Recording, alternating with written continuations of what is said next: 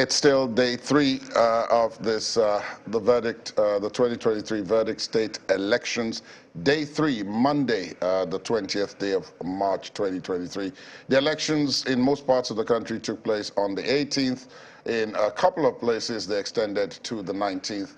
But we're keeping vigil for all the results from all the 28 states where governorship elections took place and state houses of assembly. Good afternoon.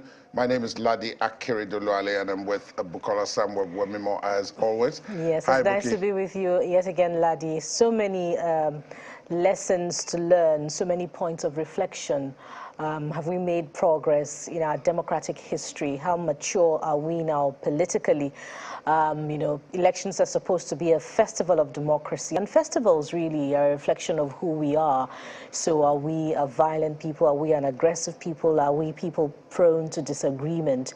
How soon are we going to move from where we are in terms of conducting elections, with this type of character, to conducting elections seamlessly? That's a question. That's a question that we're going to spend the rest of this election season answering. Well, let's start with this. Let's start with this session. First of all, welcome once again. It's good to be with you again. All right, let's get straight into it. Charles Oporom is in Port Harcourt, River State, the INEC Collation Center. Good afternoon, Charles. What is the status report at this point? Good afternoon, Ladi. And of course, yes, you are correct. I am in the collation center here in Port Harcourt, the River State capital, where the election collation is going on. Now, earlier today, at the beginning of the collation for today, there were 6 local governments to be collated.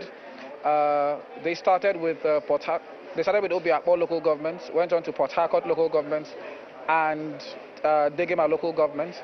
However, we had to go on a recess, and then we returned by 2:30 p.m.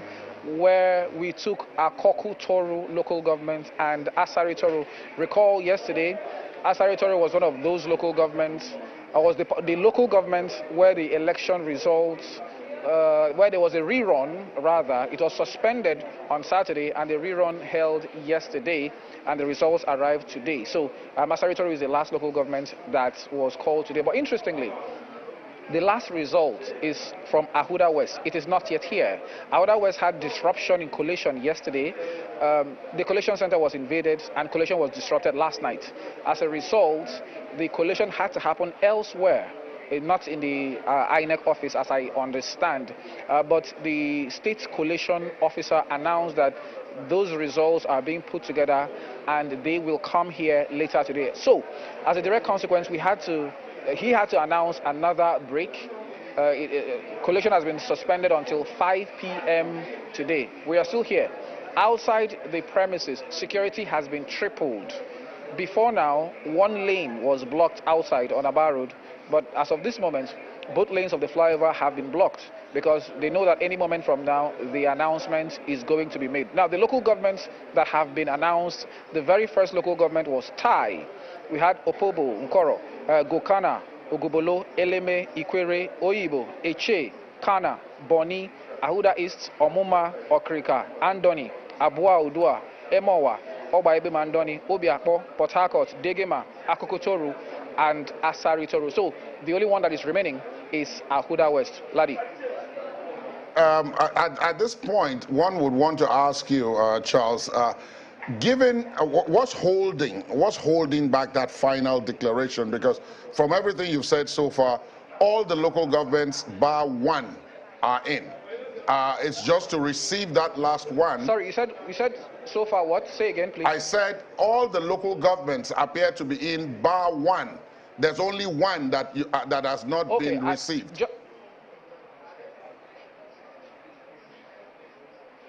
Can you hear me, Charles? All the local governments, 22 local governments. Say again. I can hear you now. Yeah, say again. 22 local governments out of 23 have been received. Is that correct?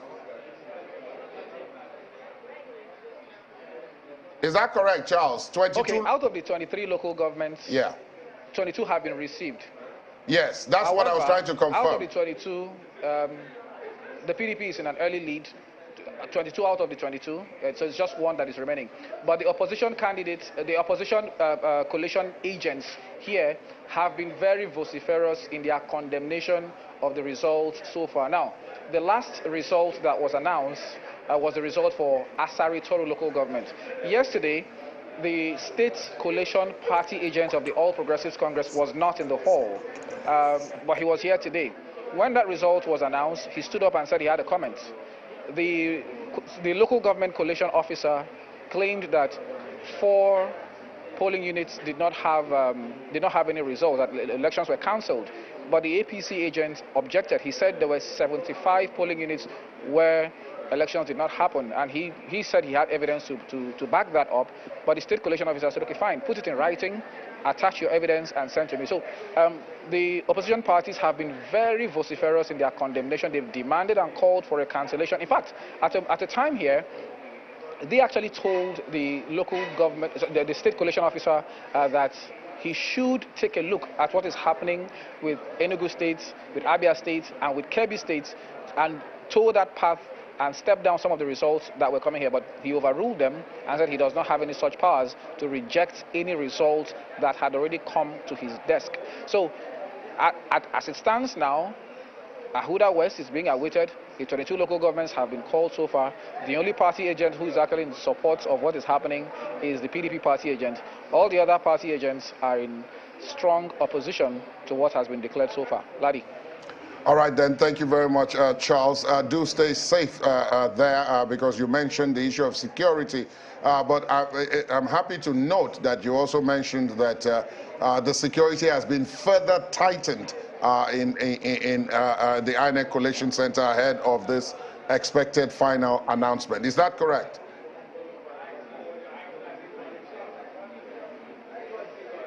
All right, I think we lost Charles, but I guess in that kind of situation, the last point that he made in his previous answer was that security had been tightened around the INEC Collation Center, even as the waiting game continues for that last local government and then the final declaration of the results. Yes, indeed, Ladi. If it's anything to go by, looks like we're going to have more drama from the collation center there in River State and Port Harcourt, to be precise. But then let's head over to Kano, where there isn't contention to look at. Maybe there is, but reactions now because a winner has been declared. And our correspondent, Sadiq Elias, is standing by to bring us some of the reactions following the declaration of a winner in the governorship election in that state. So, hello, Sadiq. It's good to see you again.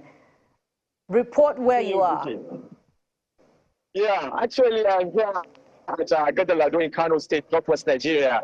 And you know, since the announcement of this result, a lot of you and other people have been jubilating, celebrating. And as you can see behind me here, some youth have been dancing right from morning. And up to now, they are still dancing, and because they are so much excited about the result. So, and the state government has actually announced a dusk-to-dawn curfew, but unfortunately the police did not impose it. And you can see here they are dancing, they are jubilating peacefully, while others went to some party offices of the APC and caused some problems.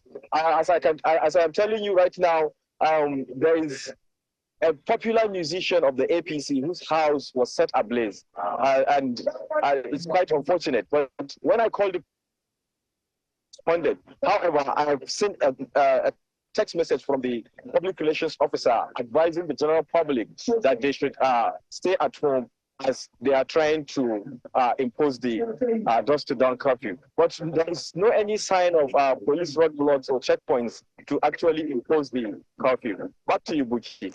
Yes, Sadiq, that's an interesting development, albeit sad one. But has the police command in the state confirmed that it is indeed aware of the torching of the house of the popular musician in Kano State? Confirm the situation, but I know that it happened because I went to the place and I saw it myself that some part of the house was set ablaze, and there are 2 vehicles also close to the house which were also set ablaze. But a lot of people are busy doing their celebration peacefully. It's only a few people who took that advantage of the celebration that other people are doing and carried on with their miscreant activities. Now, Sadiq, I want to find out from you just 2 quick clarifications. The state government imposed a curfew, a dusk to dawn curfew on the state, but you said the police has not gone ahead to implement that order. And then secondly, the visuals that we saw earlier in the day, the people in those visuals, yeah, they looked like some were celebrating, but then many of them were holding on to all kinds of offensive weapons, sticks, and in some cases, some other things that, you know, and they were moving like a mob. I don't know if that qualifies as celebration, and there was no sign of police anywhere. It looked like, you know, anything could happen at any point in time. So I try to separate for us the celebrations from the mob action that is going after perceived political opponents. Well, I didn't hear you very clearly, but I got some few points from what you are trying to say. Actually, the state government announced the dusk to dawn curfew, and it is the duty of the police to actually impose it. But the police have actually failed to do so. But they have sent a statement advising the general public to stay at home, because probably they are trying to impose it maybe later. But up to now, we have not seen any sign, because I booked for like 1 or 2 hours in the state, and there's no any sign of checkpoints. And all the vehicles, you can see behind me, vehicles moving around, carrying passengers, young people, and everybody are moving around. Which, if the curfew is properly imposed, this wouldn't have happened now. All this celebration would not happen. But because the curfew is not properly imposed, people are carrying on with their activities. Back to you, Ladi. Now, thank you very much, Sadiq. You do have to stay safe out there, even though we do know that, you know, a lot of what is happening is celebration, but some of the reports, like what you just presented about, I believe that popular musician is known as Rarar something like that, whose house was burnt. And as you reported, he's supposed to be a member of the APC. But speaking more broadly, what can you tell us about, you know, what has come from the political parties themselves? What has been the reaction of the political parties to the announcement of the results? The moment the result was announced, I was opportune to speak to both the party agents, who are very popular members of the party. The party agent of the NNPP, Dr. Beko Bichi, expressed his satisfaction with the whole process, while on the other hand, the party agent of the APC was not very much happy and did not accept the outcome of the result. And he actually told us that they are going to follow the proper channel to make sure that justice is done to them. Back to you. Yes, just before we let you go, Sadiq, a record 1.9 million people came out to vote during the election. If we went by the total valid votes, 1.977. Help us feel the pulse of the people. Help us understand how they owned the process. It was a bit, I can say it's an improvement with the presidential elections. But knowing that over 5 million registered voters are expected to go to the polls, it is actually not a very impressive turnout, because we had a lot of challenges during the process of the election. There was so much violence. And in fact, a lot of polling units were cancelled in many local governments. That was the reason why the announcement of the result was even delayed, because we were even thinking of the result might be inconclusive result. But because the returning officer went back and sat down and looked at all the incidences that happened and went back to the electoral policy, so he now realized that some of these destructions were willful, and some of these cancellation were as a result of overvoting. So and the number of cancelled voters were now reduced to 84,000. So the margin between the APC and the NNPP was about 128,000 votes. So the 84,000 cancelled votes is not enough for the election to be considered as an inconclusive election. That is how the results were announced, and that is what the APC is contesting. Our correspondent Sadiq Ilyasu there reporting from Kano State following the declaration of the winner of the governorship election in that state. Of course, you know by now that the NNPP has emerged victorious in Kano State. Thank you, Sadiq Ilyasu. That will be it for reports from the field now. We'll take a break now, and the Verdict 2023 studios will return in just a moment. Stay with us.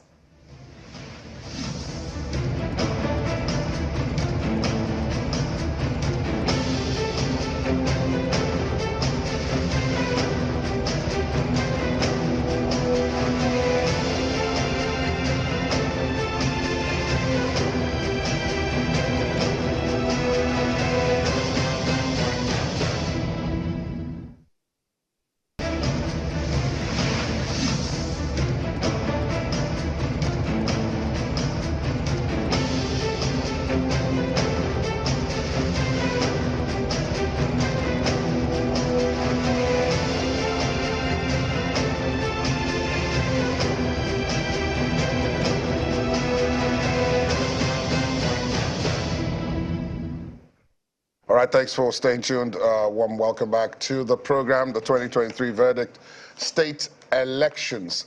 There's a lot to talk about, even in the break. We were looking at some of the highlights of some of the issues and some of the surprises and why they shouldn't have actually been surprises and all of that. But before we get deeply into it, let's bring in our colleagues in the Abuja studios, Chamberlain Maokbe and Nelta Egbe. Good afternoon, guys. It's been a long day. It's been a long exercise starting from Saturday, and we're still on it. Incredible. Well, yes, we are. And we might be for, well, who knows, really, because a number of results are also trickling in from some other states. But we also do know that INEC has suspended proceedings in some other states, meaning that it will go on longer than it ought to have. So probably up until that is decided, then we'll probably get an idea of when all of those will happen. But of course, the parties involved are kicking about all of these things, which is what we'll be bringing you here as much as we can. But a couple of states of interest, Taraba, Adamawa, some incidents in those states going on, which we will bring to you. Ebonyi as well, some new information coming across. We'll equally bring all that to you. Don't forget Abia, Benue. So there is a piece of news regarding all of those states, which we'll bring to you as we proceed. But yes, indeed, yes, the studios here in Lagos is also up and running. You know, the beauty of it, as they say in a race, until the tape is breasted, the race is not over.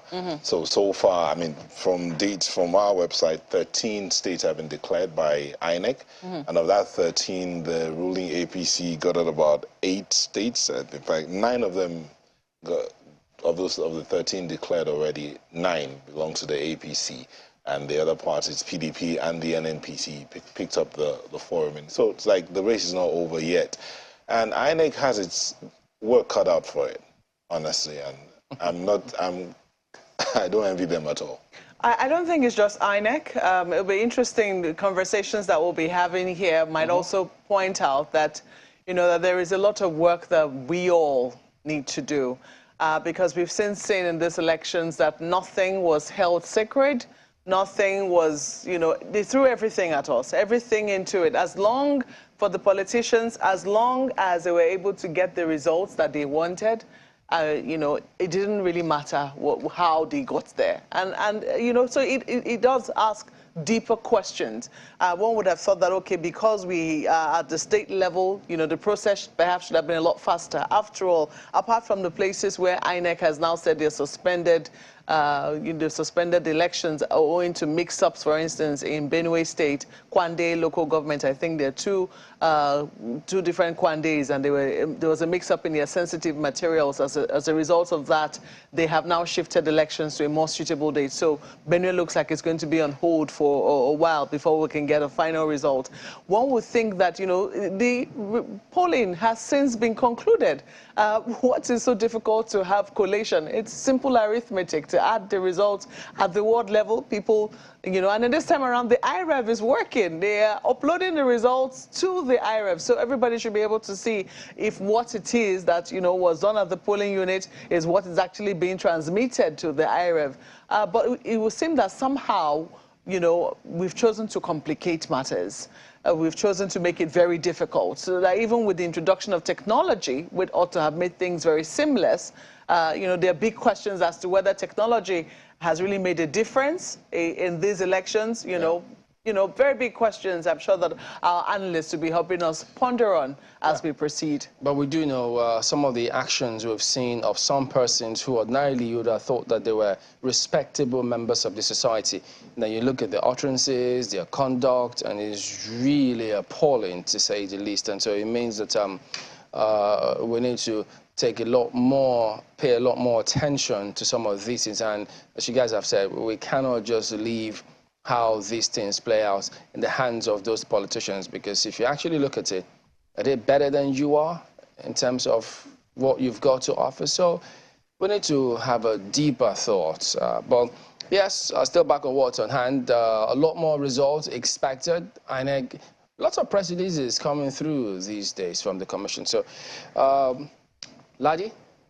Yeah, a lot of press releases coming through from INEC. I guess the conversations we had surrounding the communication skills and strategy that preceded and went on through the presidential and National Assembly elections are beginning to filter through, because a lot of people talked about, you know, the lack of quick and adequate communication between the commission and stakeholders and indeed the general public at that time. So these days we seem to have seen quite a lot more reaction from INEC. Before we get into the discussion, let's also take a look at the IREV. This IREV that we talk about, I mean, most people hadn't really heard of or talked about IREV, perhaps, other than people like my guests here or our guests here, and some others in civil society and so on. But, you know, IREV became a buzzword, you know, in the immediate aftermath of the presidential election. But this is the portal, and as Mark was saying earlier on, there was a marked difference between these elections and the presidential and National Assembly elections in terms of the speed, you know, the number of election results that had been uploaded, when they started being uploaded, when you take it and compare it with what happened during the presidential elections. So you pick any state. The state on the screen right now is Nasarawa State. You have over 90% of the results up. I believe it's about 99.4%, so almost 100%. Yeah, perhaps we could look at, you know, those states that haven't had their results declared. You know, Marco was talking about the delay and the need to understand the delay, especially because, you know, this time around, IREV is up and running, even from election day. So why haven't those states been declared? There are explanations for some of them. I mean, there's a state where, you know, it's been uploaded.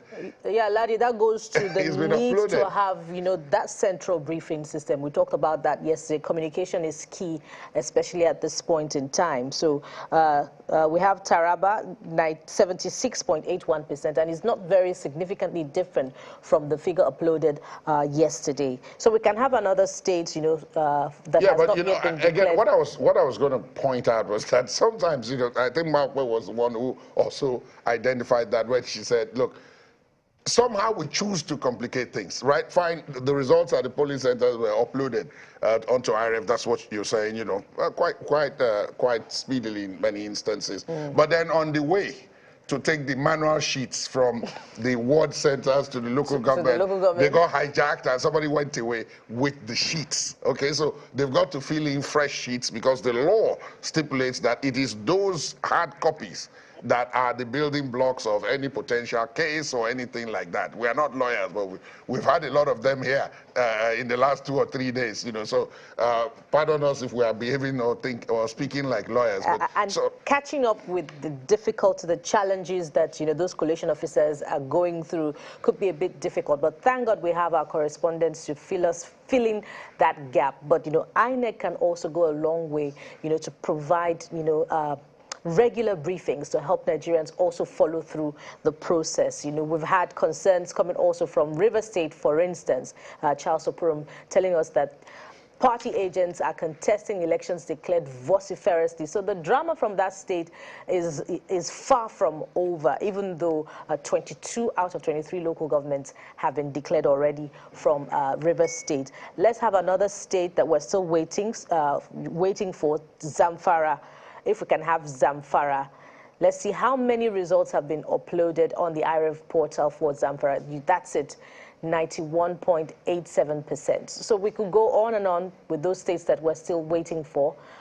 Let's hope that reports will come in pretty soon from those states. Our colleagues in Abuja were very optimistic. I think I heard one of either Markwe or Neil to talk about, oh yeah, possibly by the end of the day, and then Chamberlain came in to say, well, yeah, maybe a bit longer than that, you never know. We were all hoping that the process would, of course, be faster. But at this point, let's bring in our guests. Yes. Let me start off with the lady. Who incidentally is sitting beside me. Toyosi Akerele-Ogusiji is a Governance and Policy Innovation Specialist. Thank you so much Thank you very much for with us this evening. Sitting right by her on our extreme right is Onyekachi Adekoya. Onyekachi Adekoya is a security consultant. Thank you so much for coming in. And then sitting next to Buki is Mr. Zaka Bala, economic analyst. Thank you so much for your time this evening. Thank you. Let's throw this open, and any one of you can pick it up, and the others can take it from there. A lot of people have told me that they are wondering why there are so many people who seem surprised by some of the things that are happening. And it's a good question to ask, because I've asked myself the same question severally, that some of the things that are happening are not happening for the first time. Every election cycle, they happen. Perhaps they become more sophisticated or more crude, depending on what it is that you're talking about, but they've happened before. So why do we appear to be so surprised? Anyone of you? Well, personally, I wasn't surprised, and I'm not surprised. But like I always tell my colleagues, in discussions like this, let me start with the definition of a leader. A leader in the first place, because everything revolves around the leader. To me, leaders are fellow citizens that other citizens elected, resolved, agreed, and handed over their economic, political, and social destinies to manage in national interests. That's my own definition of leaders. And to that extent, if leaders are expected to act in national interests, what needs to happen is the synergy of thoughts, the synergy of ideas and making sure we have what we call an integrated system or an inclusive system. But in the context of Nigeria, we're talking about politics now or democracy. To me, in Nigeria, though we are making progress, and I will explain why I said we're making progress. But in Nigeria, as far as I'm concerned, we are practicing the politics of vengeance. We're practicing the politics of emasculation, politics of exclusion, politics of extermination, and possibly the politics of asphyxiation. In other words, choke the other person till you choke him out of life or ideas. Because if it were not for that, if we were to be after an integrative politics, if we were to be after a win-win political system, if we were after the politics of inclusion, what we are seeing here shouldn't be happening. Because practically, as far as I'm concerned, I'm not seeing that index or variable that I can best describe as peace. So if much of what you see is vengeance, so where's the progress? Well, I will explain. Okay, this is the progress, but let me explain to peace. I said, I mean, I can't see peace in the context of Nigeria, but relatively, Nigeria is doing better. But I will explain. But in the context of Nigeria, I'm not seeing peace because to me, the seed of growth and development can only be planted on the soil of peace.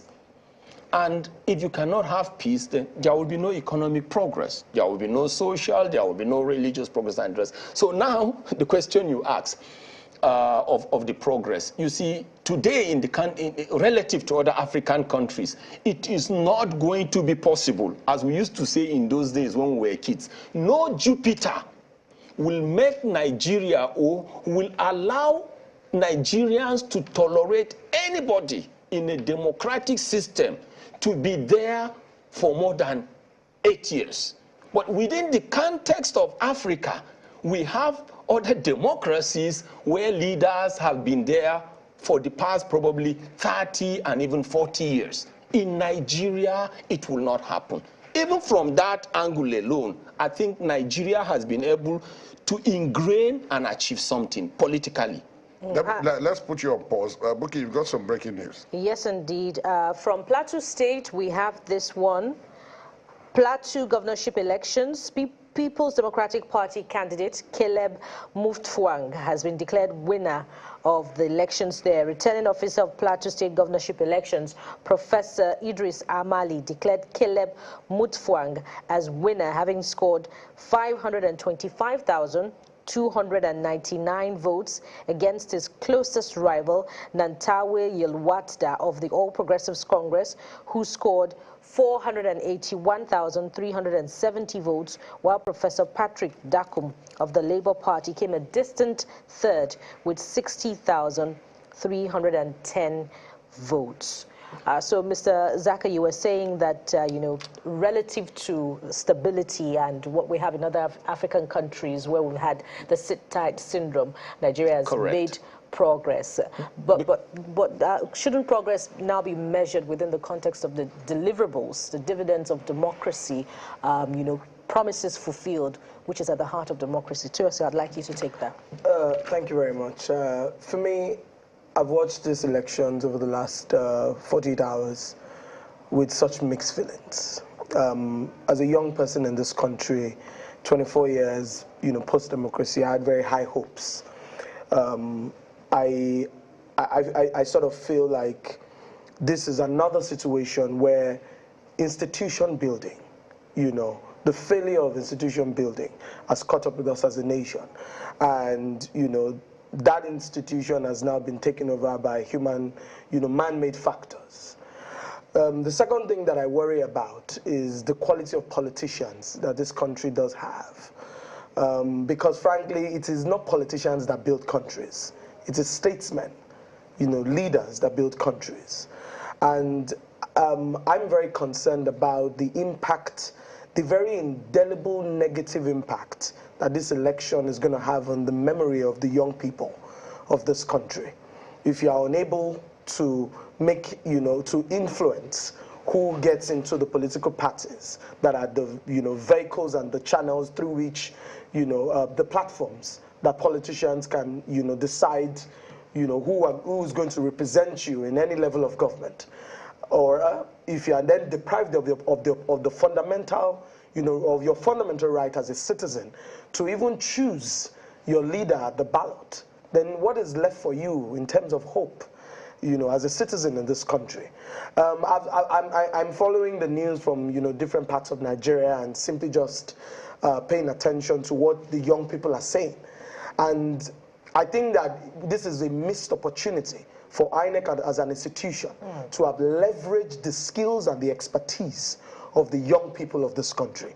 This entire technology framework that is now being used to manage and administer this electoral process could have simply been put in the hands of young people. It would have been a win for the country, it would have been a win for local content, and it would have been an opportunity for the government to be able to consistently emphasize the impact of youth empowerment, youth development, the contribution of young people to the advancement of democracy, the growth of civic technology in the country. When I look at the BVAS and the IREV, they are good attempts at innovation. But the election management process itself was placed in the hands of young people. INEC ad hoc staff in their hundreds of thousands were youth corps members. But one of the things that I always say is that when you put young people that are bedeviled by poverty, long-term poverty, in a situation where they need to make the decisions, all right? And you give them the choice between bread and books, all right? Between logic and it's difficult for them to make the right choices. Those young people, all right, do they have the right education? Do they feel safe in the context of their roles within the electoral process? Do they feel a sense of ownership? How much were they trained? How long were they trained for? What kind and quality of young people were selected to, participate in this process? I think those are the fundamental questions we need to be asking, because you can't put electoral management process in the hands of young people a few months to election and expect it to deliver the highest standards of excellence, right? For me, we are in a season of peril and in a season of possibility. Where do we go from here? Is the progress it was referring to, but I don't know if... But besides that, what exactly about the entire electoral process are you disillusioned about? I'm disillusioned clearly about the violence. Just seeing the scale of bloodshed of fellow citizens, it could have been me, all right? And frankly, the way young people always say, it go touch all of us. The more we feel that we're insulated, and we have privilege, and because we have some time, maybe we have a job or we have opportunities or privilege, and we are removed from the pain and the anguish of the common man on the street. For me, it's difficult for me to relate any victory that is built on the foundations of the anguish and the agonies of our people is not victory that I want to celebrate. And honestly, I'm completely, disoriented by, my mental health in terms of simply going to social media and seeing people, there's fight over here, there's bloodshed, there's all kinds of, there's just terrible things going on, and I really don't know how to manage it. I'm not sure I've seen this kind of thing in 24 years of Nigeria's democracy, in my life. The second thing that worries me the most is, will Nigeria remain the same again after this election? We've seen tribal profiling, we've seen tribalism, we've seen bigotry, we've seen ethnic profiling in a country where we're supposed to be the giant of Africa, the veritable example of everything great about this continent. For me, I don't know, when you tell young people that we're the leaders of tomorrow, and the very essence of this country rests on our shoulders, and those young people are unable to go out to simply exercise their simple right to vote, I frankly don't know what this country expects of us as a generation. And honestly, I still think that Nigeria needs to work hard at putting this country in the hands of sustainable institutions, rather than a country that is simply built based on the whims and caprices of ordinary men. This country, I mean, if you're a politician who's running for office and people are dying on the streets because you are running, okay? If it's simply for the purpose of service, that you want to access that office. It shouldn't be that level of desperation, all right? It shouldn't be that level of, you know, do or die. If it is that you need to go there, there has to be something else that you're going to look out for, all right? That is making, you know, that makes you feel completely detached from the anguish of the people that you're supposed to be providing leadership to. Let me put you on pause and ask Oyekachi Adekoya. My original question of everything that Mr. Bala said and Victorious here said speaks to despair, disappointment, you know, even though he mentioned that, again, he recognized that there's been some progress, even though there hasn't been peace. But my question to you would be, you know, twofold. The first is that not also a function of the chickens coming home to roost? Because somehow it comes across that we don't do anything in between. But when it comes to election season, we expect angels to step up to the plate. We don't see that. And yet every election cycle we are surprised when we don't see that. That's one. Two, the desperation, which speaks to what Toyosi talked about, bloodshed, the anguish, the detachment of politicians from what the people they want to serve are going through. Doesn't that also speak to a winner-take-all, which is that the fight is so desperate because if you are on the losing side, there is no provision for you within the system. There's only provision for winners. Okay. Thank you for trying to put me on the spot. Honestly, I'm surprised that a lot of people are surprised. As I told you before the show, we had started running this election preparedness analysis since last year. And for the organizations we support and the people we advise, we first had to put them in a state of shock in preparing them for the election season. It's a bit of shock and awe, because until you jar people a bit, you don't pull them out of their comforts to understand. I mean, when you play scenarios in risk anticipation and you do scenario planning, analysis and all, we generally will paint the worst of the pictures and then hope for the best. So for people like us who had anticipated pretty much every possible worst outcome that you could see, we are rather very calm. And sometimes you need some calm heads in the room. 2 weeks post-election, we had a very serious picture of shock, bloodletting, violence, protests. 2 weeks post the presidential election, you know, so that was the full picture. Because the way we play our politics points to what you were speaking to, is this winner-takes-all thing. And we had projected that the three leading candidates, none of them would easily concede to a defeat. And then you also had to manage the expectation of their supporters. I do think that the worst is now behind us. Forget the much speak that we hear. Everybody played their own part of the politics that we complain about. All the parties across all the regions. There was bigotry across the regions. There was voter suppression, intimidation, violence, you know. And we had also anticipated that post-presidential elections, this whole thing will now resolve to a tough war between the gubernatorial candidates. Because the first time in a long time in Nigeria, the governors eventually had a say in national politics. So it's always the talk about party supremacy. But if you look at the ruling party, for example, the governors decided on the primaries and pretty much decided how they felt the presidential election should go. So it's a governor's thing. Now, post that cycle, you then had to now focus on your state and ensure that you retain your structure. Or as they say, you were on ground. You were on ground. So that meant that the stakes would have been higher. Okay? So that's why it wasn't, this election didn't come across as being easy for anybody. To the progress my colleague was talking about, Beavers has worked very well. Beavers has done its job. Because without Beavers, you wouldn't see a governor in Lagos State, for example. We saw all sorts of memes on the governor. You know, people were joking. You saw him in churches. You saw people were literally begging for votes. And I was super excited. Time it was when some Baba Oke or some Baba Saleh would just say, you know, put the vote there. No, this one is Beavers. Everybody had to permit the French hustle for votes. So good progress.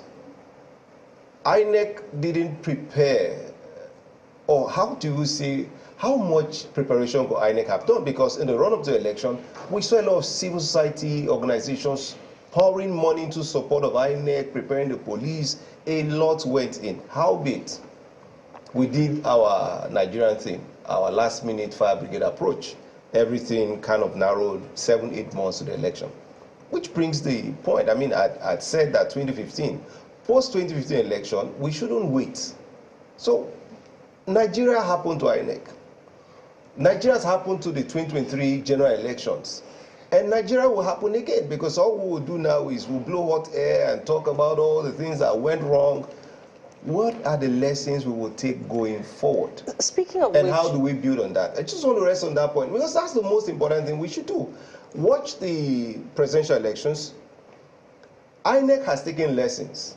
We're one of the people that lampooned them on their communication and said communication should be very apt, because you must never allow the politicians lead the initiative in communication. So INEC addressed that.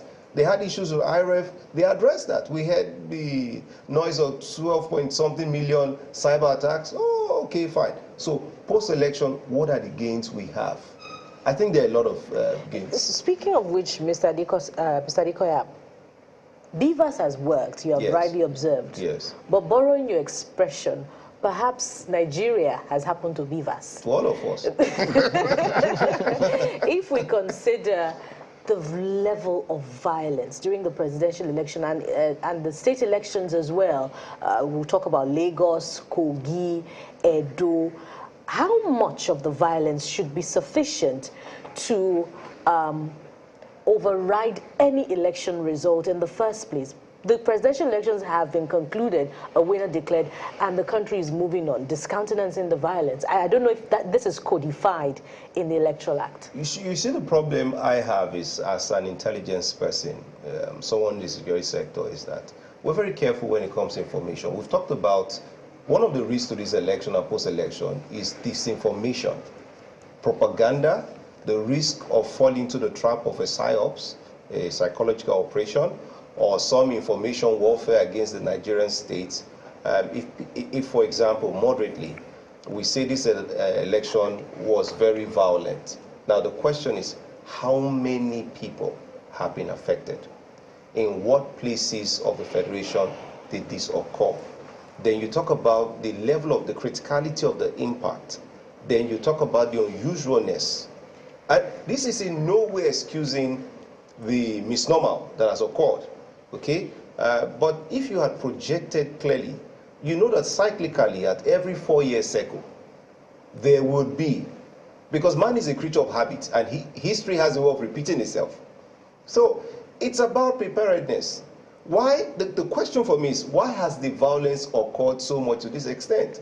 She talked about the lack of building of institution. If we had a security structure, an architecture that worked for the Nigerian, then whatever we had would have prevented violence. You can focus on the election, but I can also focus on the criminal justice system. How many people have been prosecuted in the courts for political violence?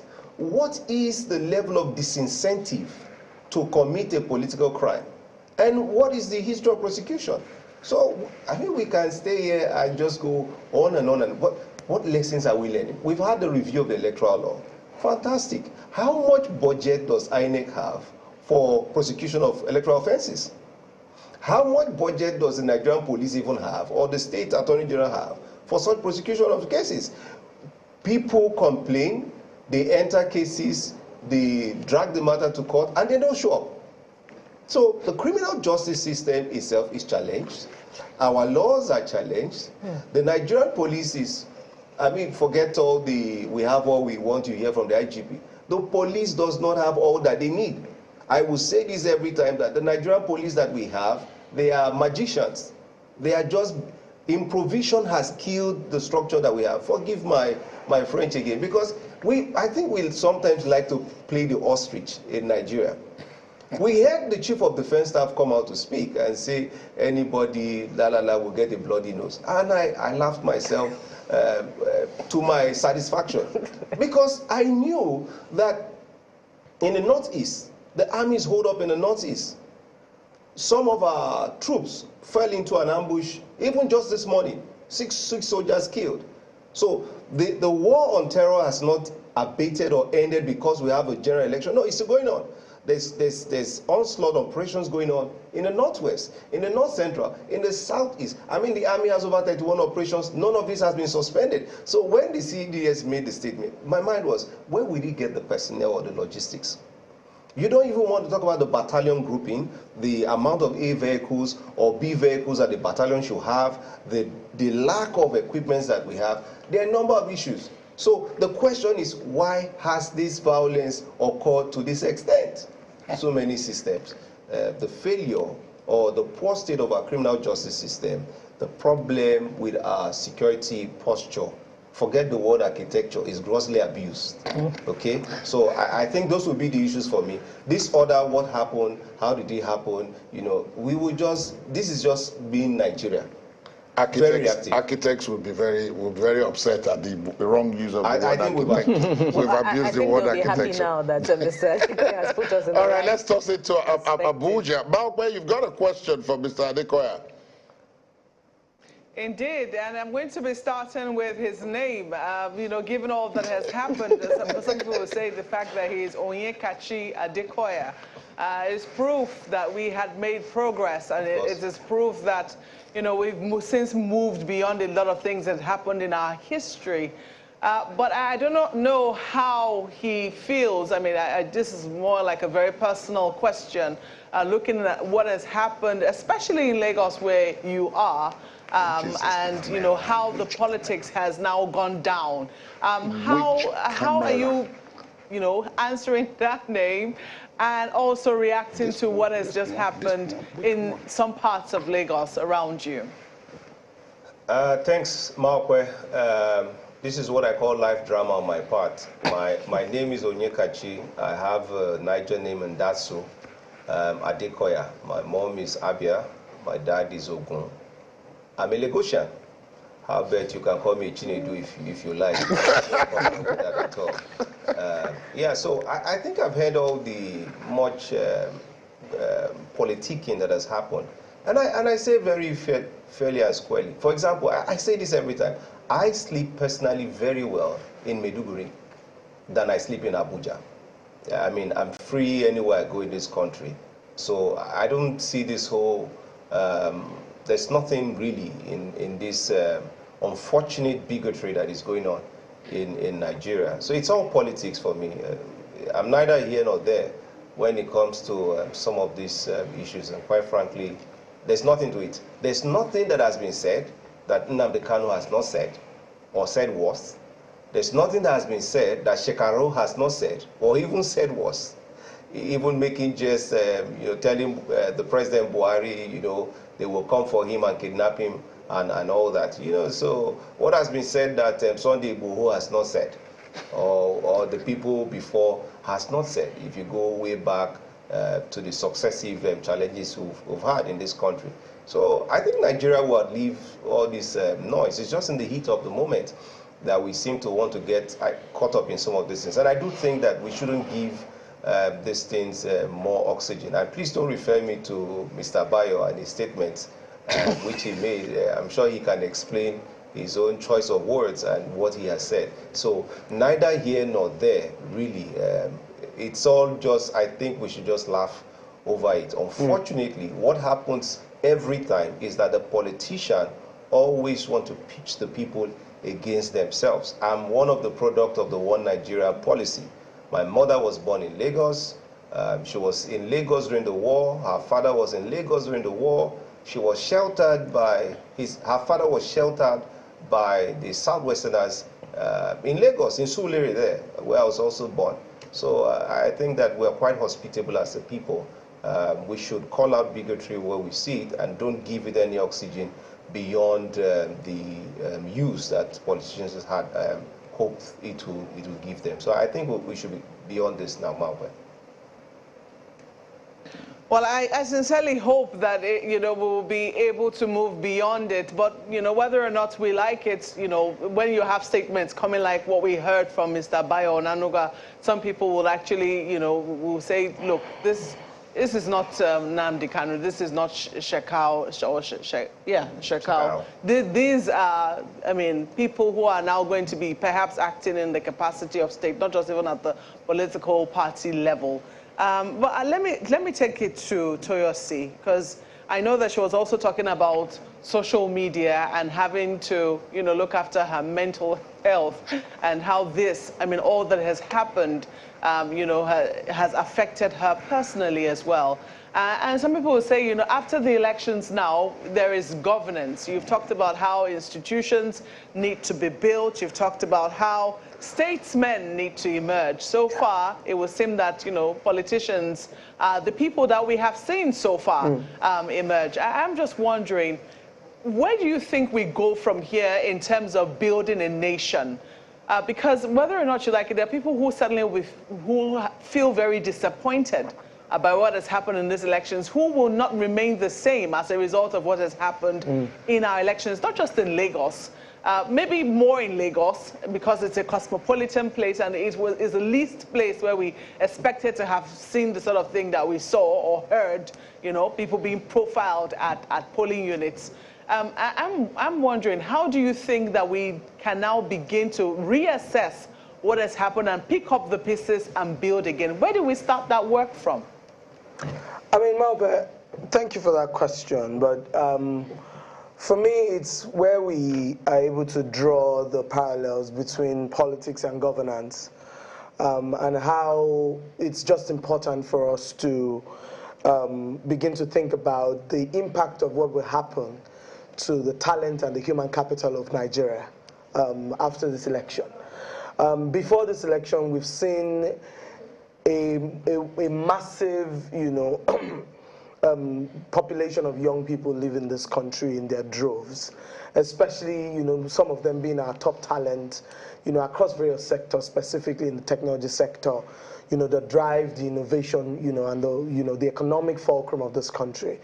And just listening to young people and seeing, how they're feeling about all that's happening across the country over the last couple of days, it's very easy to sit there and just be in despair. But I sort of feel that while hope is not a strategy, we have a country to build.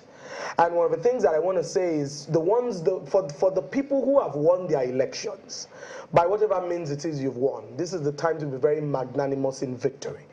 This is the time when we begin to heal the nation. This is the time when we begin to build the social cohesion and the social fabric of this, country. When, we begin to reach out to the different, groups and the different ethnicities within our immediate environment or even outside, the geographical locations where we have the opportunity of leading. But for me, it's just, I worry so much about the role that fake news has also played in this election. A lot of fake pictures, a lot of fake news, a lot of disinformation and misinformation spreading all over the place. And I'm truly hoping that this is one very key area that technology will play a very key role in helping us, flag all of these different, patterns and make people on the spur of the moment take the very wrong decisions, take very, negative actions in that moment. I also think that this is a time when politicians need to make very responsible statements, because we've heard a couple of incendiary, comments by politicians that, can put the nation on the cusp of, a very, very negative, outcome. And frankly, some of us don't have anywhere to go. We probably have a choice to, to go and live abroad. But frankly, I would rather remain a first version Nigerian than to be a second-class citizen in any other part of the world. I really want to live here. I really want to build in this country. And, you know, I'm totally discountenanced by all that's, you know, going on around the country. And I think that we now need to quickly snap out of, you know, this political mindset, political frame of mind that we're currently in, and begin to move with speed and urgency towards the governing of this country. It will be important to pick up from where INEC is at the moment and quickly do a post-mortem on this election. Where did INEC get it right? Where did they not get it right? What can be done to improve, you know, the system? We're going to have elections in another 4 years. What's the level of preparedness? The second thing that I also want to talk about is the stretch of the security, you know, apparatus of this country. The sheer inadequacy in terms of the amount of policemen and the amount of soldiers and the amount of, you know, NSCDC and paramilitary officers that are available to support this electoral process concurrently across all the 774 local governments in the 36 states of the country. I think that these are, you know, systemic issues that the government is to critically, you know, assess, analyze, and begin to prefer very concrete solutions, you know, towards. But frankly, I believe that, you know, we talk a lot in Nigeria, and talk doesn't cook rice. We're very given to analyzing, to analysis paralysis when problems happen. We don't quickly begin to focus on, you know, the solutions and the intended outcomes that we want, and what are the concrete steps that we need to begin to take to, build a country, to build a nation. I think it's also important that this is the moment where we become a more inclusive nation, where the people who have won elections begin to look for the best people in terms of integrity, in terms of intelligence, in terms of industry, in terms of innovation and international best practice, and begin to put square pegs in square holes, so that, you know, I mean, yes, progress in any country takes time. Rome wasn't built in a day. So let me ask Mr. Bala, you know, whether we can still rely on the same leaders, regardless of how they got into office, to be able to drive this process. And this is for Mr. Bala. I'm wondering, Mr. Bala, do you think that these same leaders realize the work that lies ahead, and do you think that they will be able to garner the trust of the people to be able to push you know, to start the work that needs to be done? I think there is nothing wrong about when it comes to relying on the current generation or the outgoing generation of leaders. You see, this is one thing about mentors. Your mentor must not necessarily be a successful person. In fact, I would prefer people who are failures to be my mentors, because they will tell you everything about failure, and they will tell you how and why they failed. And if they do that and you are a diligent mentee, it will actually help you to avoid those potholes and pitfalls. As far as I'm concerned, I think I have seen serious deficit in the politics of Nigeria. And I make bold to say that I don't believe that demography is something that we must look from the point of the youths. The youths, as far as I'm concerned, have failed Nigeria. And it is when I'm talking in the context of the youth that I will now say knowledge is completely different from political literacy.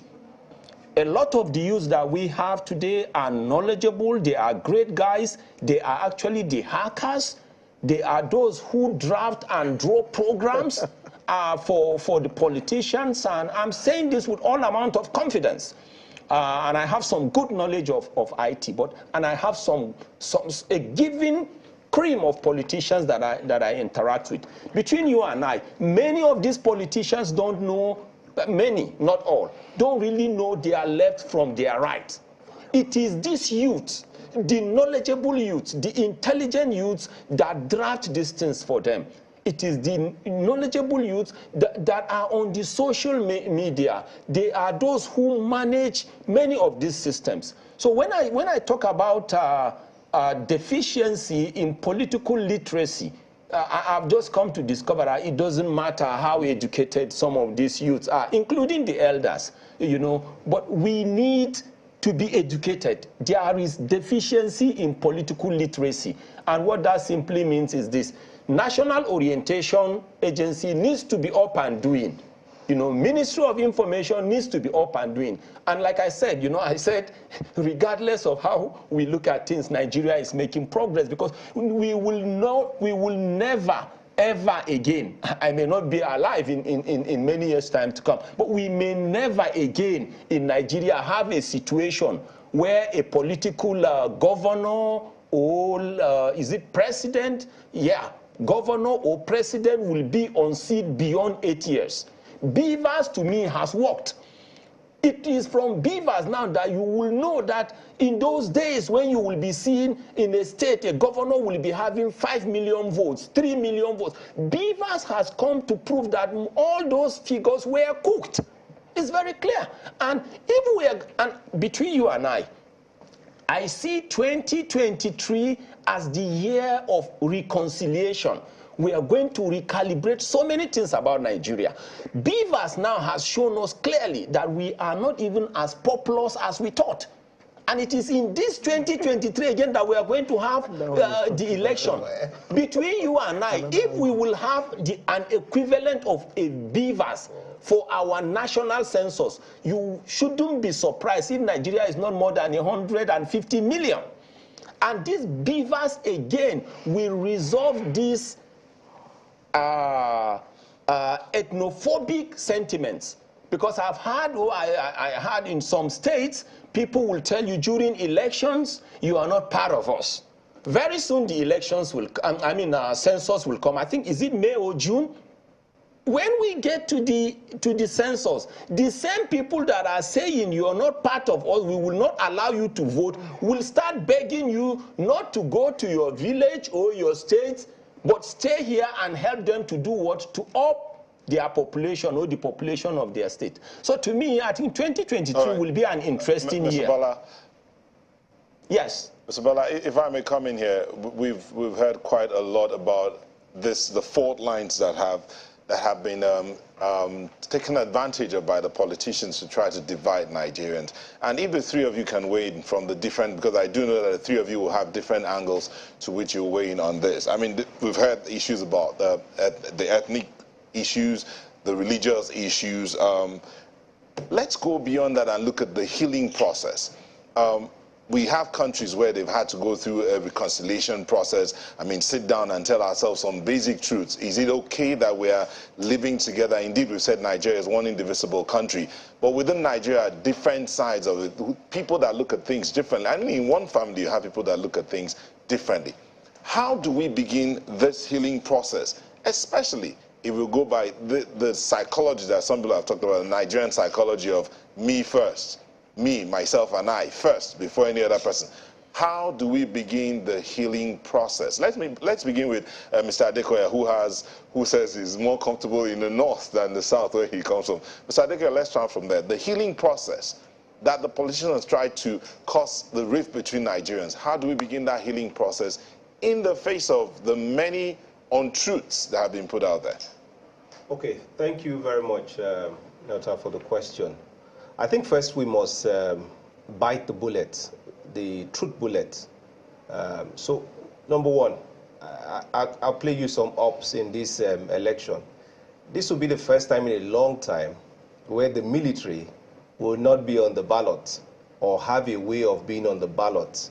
So once you take out the President Buhari, you've taken out the influence of Yar'Aduas, you've taken out the Obasanjos of this world, and then you have the president-elect. So it's bye-bye to the guys in khaki who changed to Agbada. So hopefully I'm making some progress. Now, number two thing I play up is that the politicians are not unwise as we think they are. We don't give them the credit that they do deserve.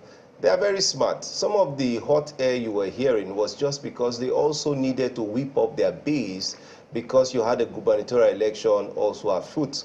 So you just wait and let INEC complete his work. Then you begin to see them. You see the realignment taking place. You will see them popping their champagne together, the ones who you thought were enemies. So that would then go on. So, but the third part is that Nigerians must then speak to themselves, because I always say it over and over again, the political class, they are the source of the problems that we have. There's nobody excessively hating on another person.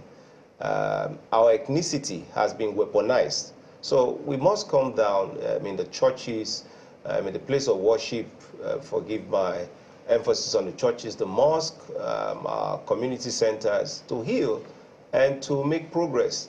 Number 4, it's a game. Hello guys, it's just a game. It's like UEFA. Let me speak to my comrades out there. Chelsea and Arsenal have played UEFA Champions League.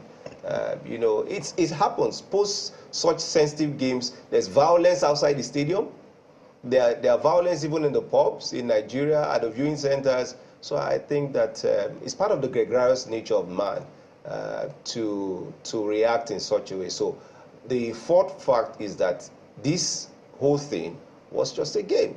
Every party was not necessarily there because they love Nigerians more than the other party. I would be too naive to assume that the objective of every party is to capture power, first of all, and then they begin to do the other things they want to do and to capture political power. So this is a game. A winner or some set of winners have emerged, and let's all agree that it is a game. It's not worth the blood or the life of any person. So if we can take these 4 steps, number 1, let's thank God that we've made that progress. There's a transition at foot. It's firm, military, bye-bye. Number 2, we bite this bullet that we have to bite. Just say this whole thing is politics for all it's worth. Number 3, watch the politicians. Their realignment will start. So number 4, we separate ourselves from the mix. Your neighbor, practice good neighborliness. We must heal at the communities, heal at the worship centers, heal in school, and just set the politics aside. Then number 5, we can then go back to what TLC was talking about, building a better society bottom up, because the politicians come from the society itself. If we can protest this much and make this much noise for who will govern us, yeah, let's put the same pressure. We can improve the educational system, because you can look at the way China, India, some of these countries have developed. They develop through education. Then we talk about civic education. So there's a whole lot of work to do. But I do think that Nigerians must take from now the protest culture, the fact that the beavers is there, your votes will count, at least the sentiments of your votes will count, to then put our foot on the gas, to raise issues where we need them to be and sustain the pressure. This season has been a Christmas of some sort for the civil societies. I do hope that they will not vanish after this season. So we want to see more civil society organizations keeping the issues at the front burners, holding the politicians responsible, and let more civil society organizations spring up, because that's how we keep the matter in circulation, we keep it topical, we keep it being discussed, you know, and Rome wasn't built in a day. That's another problem I have with our Nigerianness. We like quick fix. Okay, we like a fire brigade. Yeah. Seriously, I mean, Adekoya has talked about putting aside the divide and let's get back to living and biting the truth and all of that. But do we put it aside until the next election cycle? I mean, this is the first time in a long time that Nigerians across board have really gotten involved in the electioneering process. But this is also the first time that we have seen a lot of firsts. And you talked about the issue of governance. How do we begin to live? I mean, yes, bite the truth bullet. Who will bite that truth bullet? Who will bail the cat? Who will be the one that will step and say, I'm ready for this to take place? And some of us will say, because there is no one vision for Nigeria, these whole fault lines will continue to emanate 4 years from now. How do we move beyond this point, Toyosi? I mean, Netta, thanks a lot. I think I'd like to gently, respectfully disagree with some of my brothers on both sides. First, I completely disagree with the fact that the young people are the problem of this country. I think that's what we would describe as hasty generalization.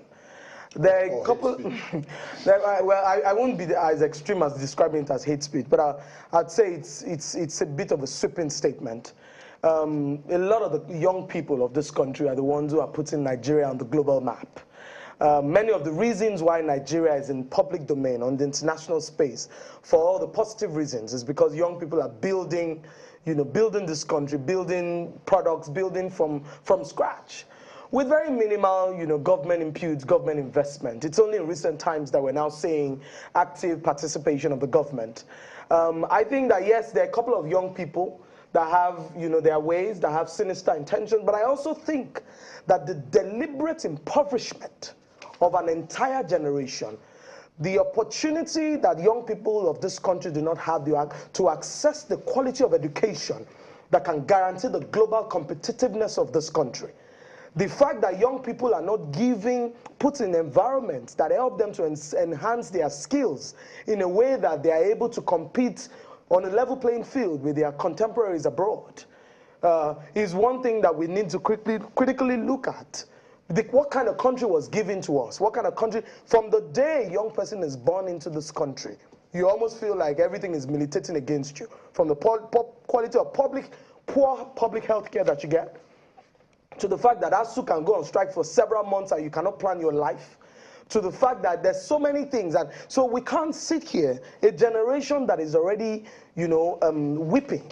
I'm not sure that this is a good time to really just, put all the blame on the young people. I think the young people that are being used by politicians, they will have their day. But there's also a lot of young people in this country who mean well and are putting their resources and their time and their effort, where their monies are. On the right, my brother says that politics is a game.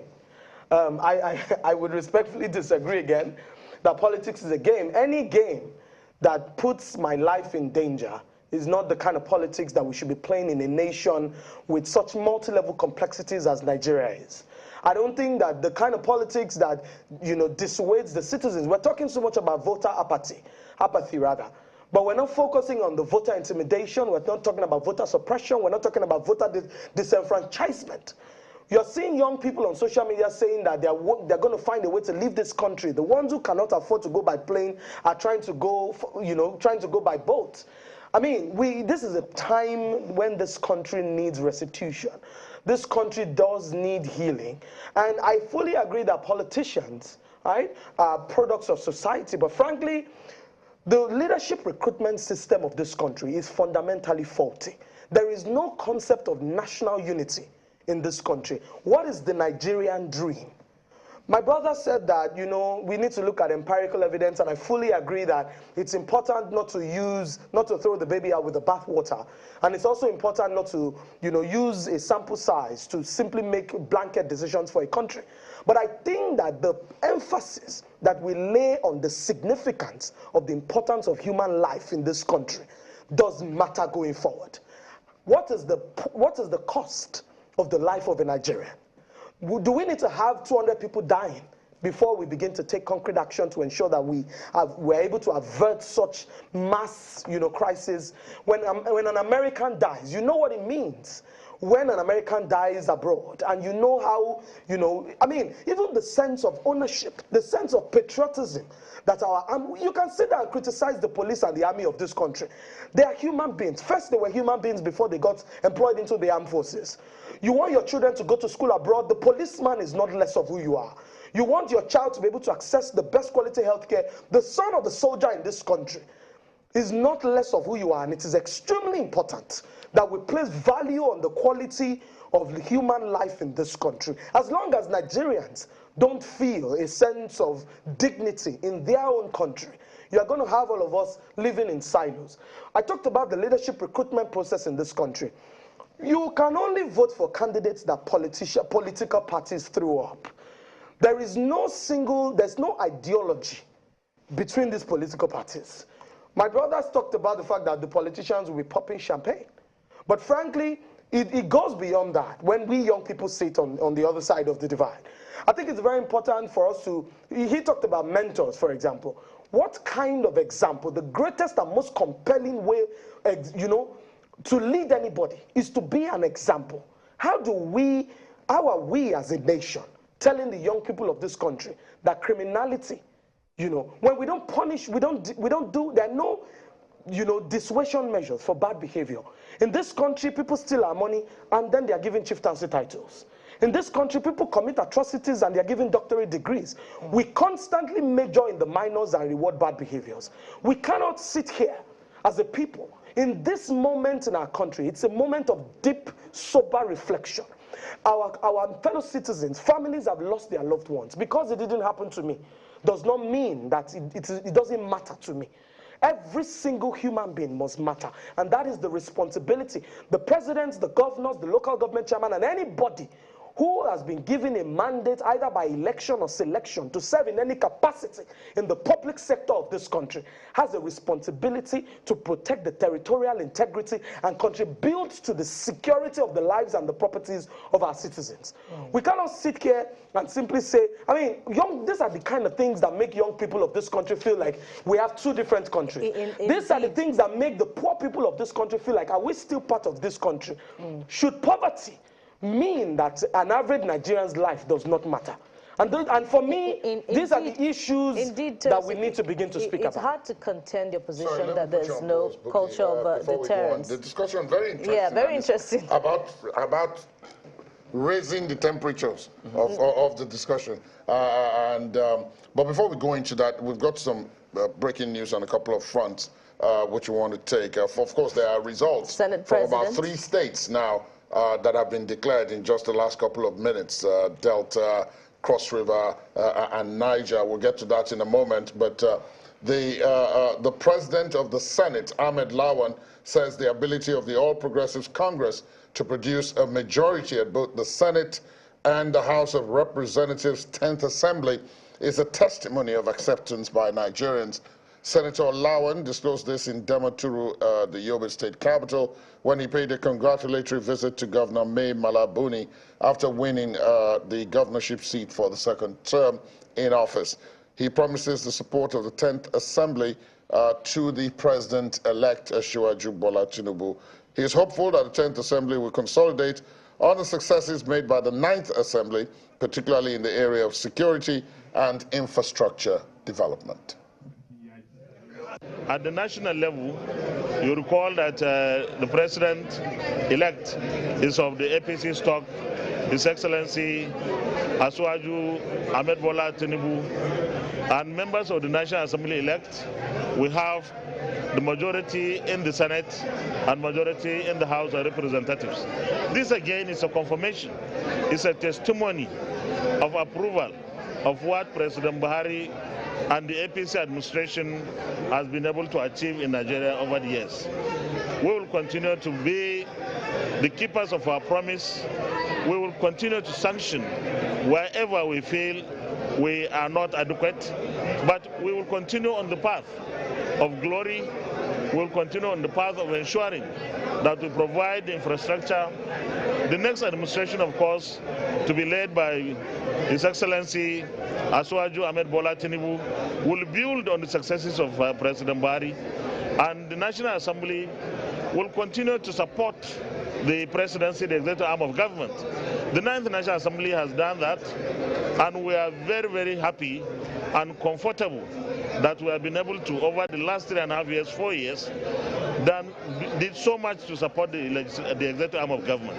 We in the 9th National Assembly have done so much, but that is not to say that we have not done sufficiently well in other areas.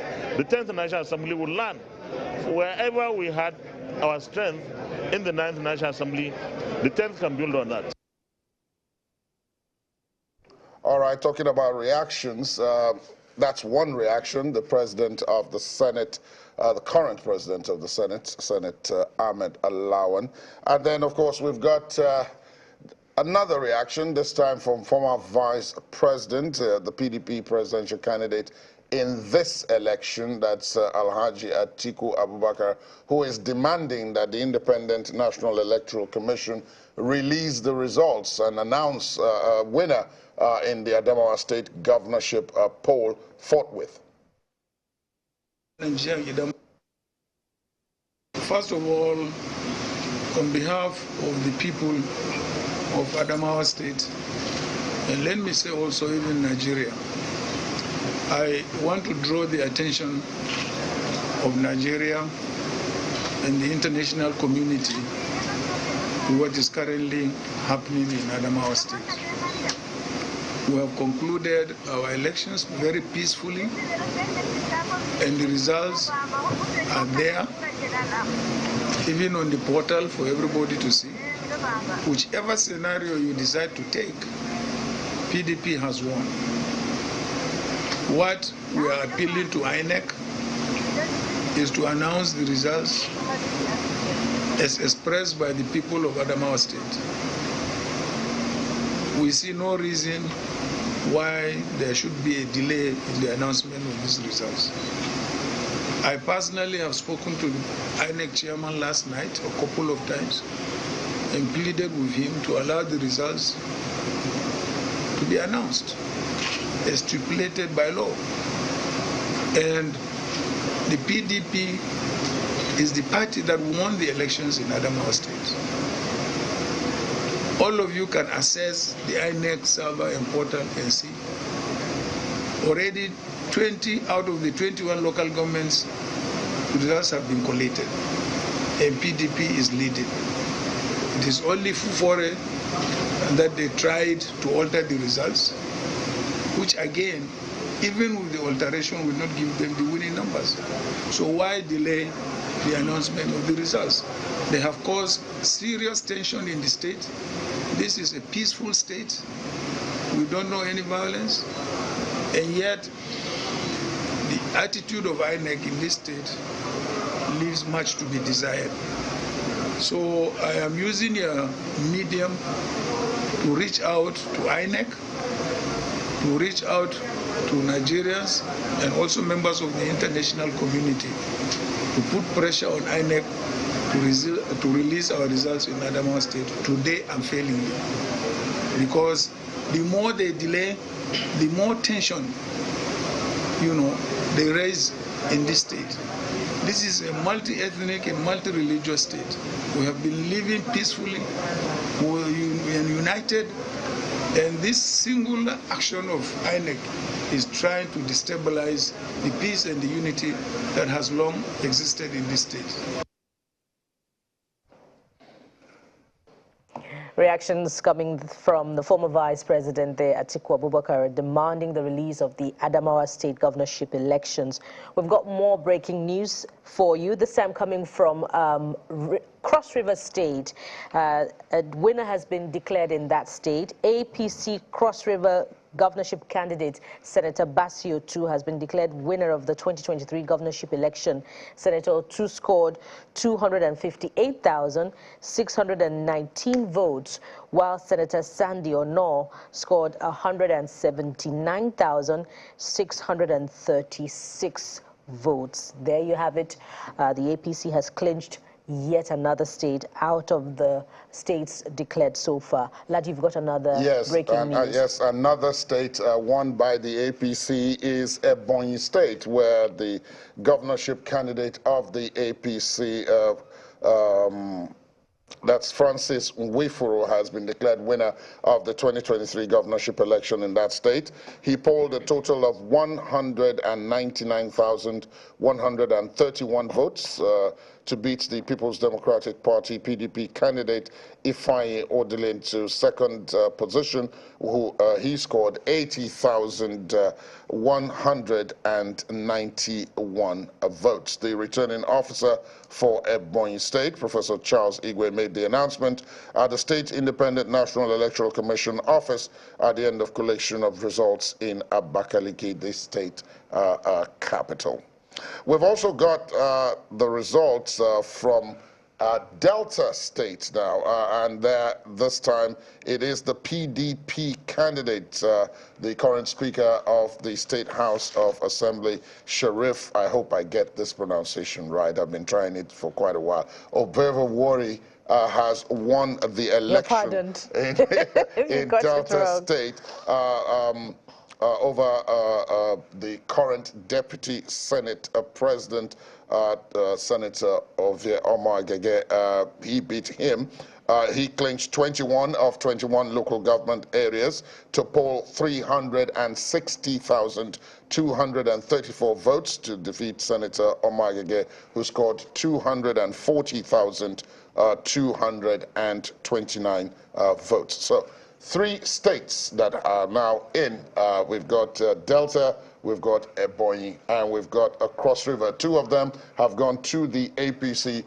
1 has gone to the PDP. So more and more of the results coming in, even as we talk here. There's quite a lot of results coming in. I also know that the results from Niger State have also come in, where the APC candidate, that's Umar Mohammed Bago, has been declared winner of the election. He polled 469,896 votes to beat the PDP candidate Liman Issa Kantigi, who polled 387,476. We'll bring you, of course, more details of that. We have more news coming in, especially as they have to do with the elections. This time around, it's a sad one. At least 2 police officers have been confirmed killed by officers of the Nigerian Army in a confrontation with police personnel in Taraba State. The military, in a show of force, infiltrated the police headquarters in retaliation for the alleged stabbing of its personnel. Vehicles, including that of the police commissioner's convoy, were shot at and deflated within the premises of the police headquarters. Arising from a closed-door meeting between heads of security agencies at the state headquarters of the Department of State Service, the State Police Commissioner, Mr. Yusuf Suleiman, who read their resolution on behalf of others, regretted the incident. Mr. Suleiman assures residents that a discreet investigation is ongoing to unravel the root cause of the matter. Just to add that the results of the elections there, the governorship elections have not been declared. Indeed, there is a track of that communique speaking after the heads of security met. Jeremy and the Commissioner of Police of Taraba State Command regret the unfortunate incident that occurred this morning, 20th March 2023, which led to a clash between the personnel of both organizations in Jalingo. It was a minor disagreement that led to the escalation of the incident. This incident is a dent to the synergy and mutual trust both the Army and the police in Taraba State have enjoyed. While assuring the citizens of Taraba State to go about their daily activities, the High Command of both organizations have set up a joint investigation team to look into the root cause of the matter, with a view to ensuring that erring personnel are brought to book. All efforts are in place to support ongoing electoral process and to see to a successful completion. We wish to state that the security agencies will continue to be professional and disciplined in the discharge of its duties. There you have it, reactions coming in from Taraba State. A sad one there, 2 police officers have been killed. But as we continue, this conversation, it's throwing up a lot of concerns, the responsibility that everyone has across the divide to take control, take charge of the process, the need to build unity and start the healing process, which is where I'm headed. If we can The paradox, of course, of all of this is that all of this discussion is going on and all of these happenings and reactions to them are happening even as the electoral process is continuing. Results continue to be declared and all of that. And perhaps it can provide, some form of, a vision board for those who have been returned elected to work with. Absolutely, to know where they are going to start from. So if we can glean anything from the statement of the president-elect, who says that he's going to build a government of national unity. Many have wondered, what does that even mean? What does a government of national unity mean? Are you reaching out, you know, throwing an olive branch to the Labour Party and the PDP, who, by the way, also got significant votes? Perhaps if you add those votes together, it will, you know, pass a vote of confidence on the vote of the APC, because collectively Nigerians, you know, wanted something else. You know, but then again, what does it mean, Mr. Zaka? And should we also be considering proportional representation if other political parties have, you know, given their votes, have gotten other votes from, significant votes from Nigerians? Shouldn't they also have a say in how Nigeria should be built or rebuilt, as the case may be? Well, thank you for using that word, proportional representation. I personally believe in balancing. You know, sometimes when I hear people talking about allocation and appropriation, I tell them they are completely different. When you allocate, you just willingly give. But when you appropriate, you have a basis. In proportion, you have basis such that at the end of the day, you must achieve what we call a 100% distribution. In the context of Nigeria, what I want us to understand is, whether we accept it or not, the continent of Africa is looking up to Nigeria to lead. We may be taking it easy, feeling we're nothing, but between you and I, the continent of Africa is looking up to Nigeria to lead. The continent is looking up to Nigeria to lead in politics, in technology, in education, in virtually everything you can talk about. And to that extent, I will personally appreciate it if we can run what I can best describe as integrated and inclusive democracy and governance. And what that simply means is this. I mean, regardless of how fantastic you are, if you defeat me, because what we see is, like somebody used amongst us here, that winner takes all. Regardless of how the dynamics turn out to be, if you defeat me and you feel that within my party you have people, or you have Nigerian citizens, or the state citizens, or the local citizens that will help in making sure we achieve that economic congruency, that social progress, that health progress, please bring them on board. One of the reasons why I said I noticed that we practice the politics of vengeance, exclusion, extermination, and emasculation is because till now we practice the politics of winner takes all, and it shouldn't happen. If we practice an integrative politics between you and I, it will be a win-win situation for Nigeria. If you look at the outgoing assembly, before that time, we were made to understand that women must be given a particular percentage in the National Assembly and whatever. But if you look at what has just happened, I don't want to say they have been excluded, but everything about them has been wiped out. So if we are going to have something like a kind of policy or even an act that will make it compulsory that we have an integrative and inclusive democracy and governance, I think that will help in healing so much wounds. And to that extent, it simply means you can defeat me. But if within my camp or my party, you feel we have people that can contribute to the growth of that local government, growth of that state, and the national economy, please bring them on board in national interests. Interesting, Mr. Zaka. To take that on the same wavelength, you know, back to the conversation on young people, Mr. Adikoya, what are your suggestions, you know, for the president-elect on how he can incorporate young people into rebuilding a future for Nigeria? Okay. I didn't contest for president, so and I'm a security person, so we like to focus on security, but I do know that from intelligence report that they are the current team of the president-elect. I know that they seem to be making efforts to reach out. Just make a correction, he didn't claim he was going to have an administration of national unity. What they had said was they would try and look out for the best and pick out the best amongst Probably us. the word you're looking for is national competence. National competence, perhaps. Now, in terms of, I mean, this speak about young people, it's been a bit, becoming a bit troubling. We do have a psychological problem in Nigeria. Our national psychic is a big challenge.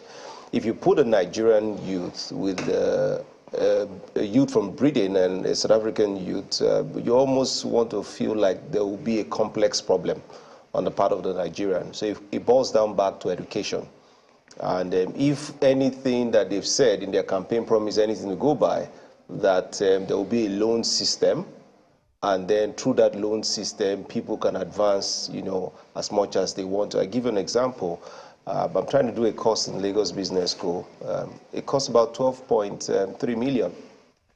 And I'm thinking in my right sense, why do I want to put down 12.3 million? But if there's an educational loan system, then it makes complete sense. So hopefully we can focus on the educational sector. And I'm not too quick to say bring young people in because you want to bring young people in. But bring people in with the right competency. So you have to do the competency framework, work with consulting majors, for example, to do the competency framework for different roles. In the framework, you would look at educational experience, educational qualification, years of experience, and you try to get the fit for the role. So I do think that we should focus more on competence. If we must, by policy, have some slot for young people, then we must look for competent young people.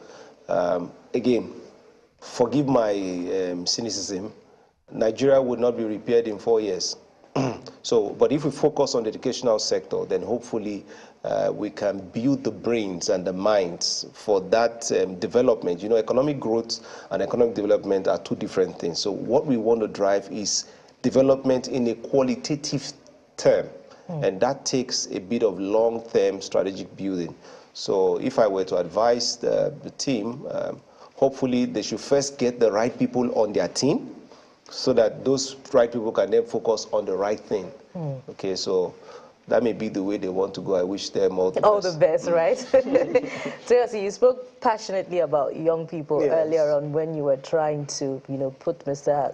Zaka's views in proper perspective. And, you know, it's reminiscent of what happened in 2020. Just 3 years ago, you know, if we went down memory lane, how the NSAS movement metamorphosed from just a protest about an end to police brutality into a demand for good governance. And you talked about how, you know, this is a collapse of the dreams. This electoral process is a defeat somewhat of the dreams of young people. Now that we're seeing the end of the process, where is the place of young people now that it seems as if, you know, they haven't been able to actualize what they wanted, in spite of the movement that led us here? I think that I always, as much as I'm unhappy about the outcomes, about the prevailing outcomes of this election, I think it's also important to look at the positives. The first thing, if I was in a room with the president-elect, like you asked the other gentleman, the first thing that I'll say to him is we need to build a country where we put our national interest above our self-interest. And that should be reflected in the quality of the tactical, the strategic, and the technical team that the president-elect to surround himself with. A leader is only as good as the quality of people, you know, that you know you stick around and you're allowed to give you advice. What happens to a lot of our leaders in this country is that, you know, they get into office and then there's an ivory tower bubble around them, where a few people hijack them and don't give them room to hear from the people that actually give them, you know, the legitimacy of the office that they occupy. I therefore think it's important. I think this is the point where, for the first time, if we're able to achieve a country where an average Nigerian on the street is able to, if we're able to even define what the Nigerian dream is, you know, let's even begin from there. And when you ask me what's that Nigerian dream, I would say that a country where simply, a country of equal opportunities, where I don't need to know anybody to become anything in my own country, all right? Because frankly, some of us are not going anywhere You know, we are intentional about staying here and building back better. And, you know, we really need to begin to focus on issues like, you know, not just education, but education that fits industry expectations. We need to begin to look at issues around technology transfer. We need to even look at the issues of the disenfranchisement of the diaspora. This is a country that attracts more than $30 million in dollars of people sending money back home. We don't want to look at the citizens of Nigeria abroad as simply people, as financial, you know, as funnels of simply accessing finances. What is the role of the diaspora, you know, and how can they, you know, transfer education and technology and bring it back home for the elevation, you know, of our country? I think it's also very important. One of the issues that I would like to address is the tokenism around youth inclusion and women inclusion. One of the things I've always hated is this percentage that is allocated to women. I'm a woman. I personally don't believe that any woman should get office if she's not demonstrated the quality of the competence, the character, and the capacity. Because we've seen women who have gone to public service and have disgraced the rest of us and have made it more difficult for other women to be able to access it. Because whatever happens, society is unfair to women. Society will always raise the moral standards higher for the women. What men get away with around the world, women don't get away with it. So we women need to, number one, we need to work hard to be very squeaky clean. We need to learn how to play like men and win like women. We need to have he for she's, male advocates. We need to collaborate instead of compete. What we see now in Nigeria is that women and young people, there's this tokenism of give them a few slots. I don't know how a country can reach, you know, its full potential when it decides to operate with only 50% of its capacity. Because the truth is, the brain of a woman and the brain of a man is, if you give people a level playing field, all right, and let's compete in a way that gives people to, you know, the opportunity to bring their very best self into public service. In talking about, I even think that beyond political parties, what the president-elect wants to do is to focus on a few bright spots. There are people that may not be political, but they are eggheads. There are offices in politics. You make political decisions and you make administrative decisions. You make technical decisions. There are things, leave politics for politicians to play them, all right, so that you can keep the political arena sane. But there are technical issues that form the very core of a nation's, you know, existence, and their education. For a country like Nigeria, where almost about 70% of this country's population fall below the age of 18, you then have, you know, commissioners for youth that are in their 50s and in their 60s. There's nothing wrong with that. I used to advocate for the fact that give young people all the power. But I've also seen that sometimes there's a place for experience. There's a place for maturity. There's a place for being measured, you know, in public service. Nigeria is a fundamental, extremely important country within Africa and the world. And the way this country is governed, when Nigeria sneezes, Africa catches cold. All right? So what I want to advocate for is we don't need just any kind of young people. We don't need just any kind of women. We need the best of young people. We need the best of women. We need a strategic performance management system should be earned. It shouldn't be a walk in the park. Where people get, you know, opportunity in this country based on merit, not based on access or nepotism. Nigeria has been, available to only a few people. We say that we're a democracy, but we're a technical aristocracy, a technical oligarchy, where our resources are available for just a few people, and the other people on the other side are watching. The equitable allocation and distribution of our resources is what will inspire the faith of this country in the ordinary man walking on the street. So when you talk about Nigeria, simple things like even the campaign slogans I've seen around the country, different governors running for office, it did not appear that the citizens, but then again, were at the core of the message that the politicians wanted to pass. The point about merit is profound, and, you know, it should be advanced. But don't forget again, Toyosi, that the process sort of eases young people out. And civil society organizations have complained hoarse about how you need to get to the primary levels in the first place. You have a whole lot of money to spend. That is, in itself doesn't provide a level playing field for young people to participate in the political process. Absolutely. And so how do young people surmount that? For one, I think that, you know, like I said, this election has come and is going. When are we going to begin to sit down to have real conversations?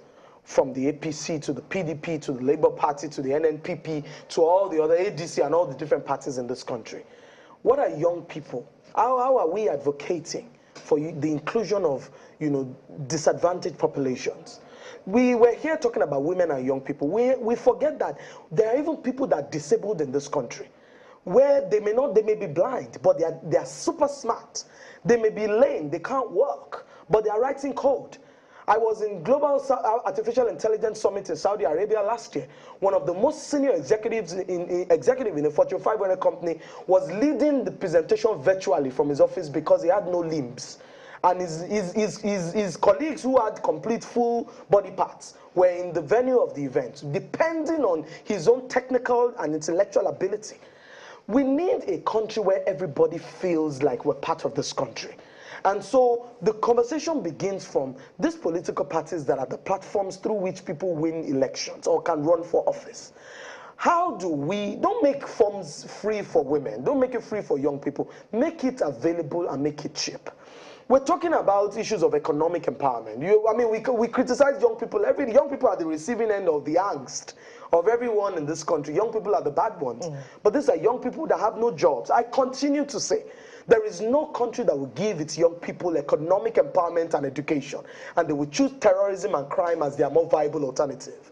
If young people were in jobs on Saturday during elections, and if they were in jobs a few weeks ago during the presidential elections, it would be difficult for someone who has a job where he's earning a decent livelihood for you to call him to come and do terrorism and engage in criminal activity. You cannot engage me in such a conversation. I'm liberated. My mind is able to comprehend things that are, you know, that are being imagined. The world is already moving towards data science, data analytics, artificial intelligence. Nigeria's curriculum is removing history. Nigeria's curriculum, Kenya has just made coding a compulsory subject from primary to tertiary education level. What does that do? It's helping and aiding the cognitive ability. Your ability as a person to be able to think in terms of frameworks, in terms of systems and structures.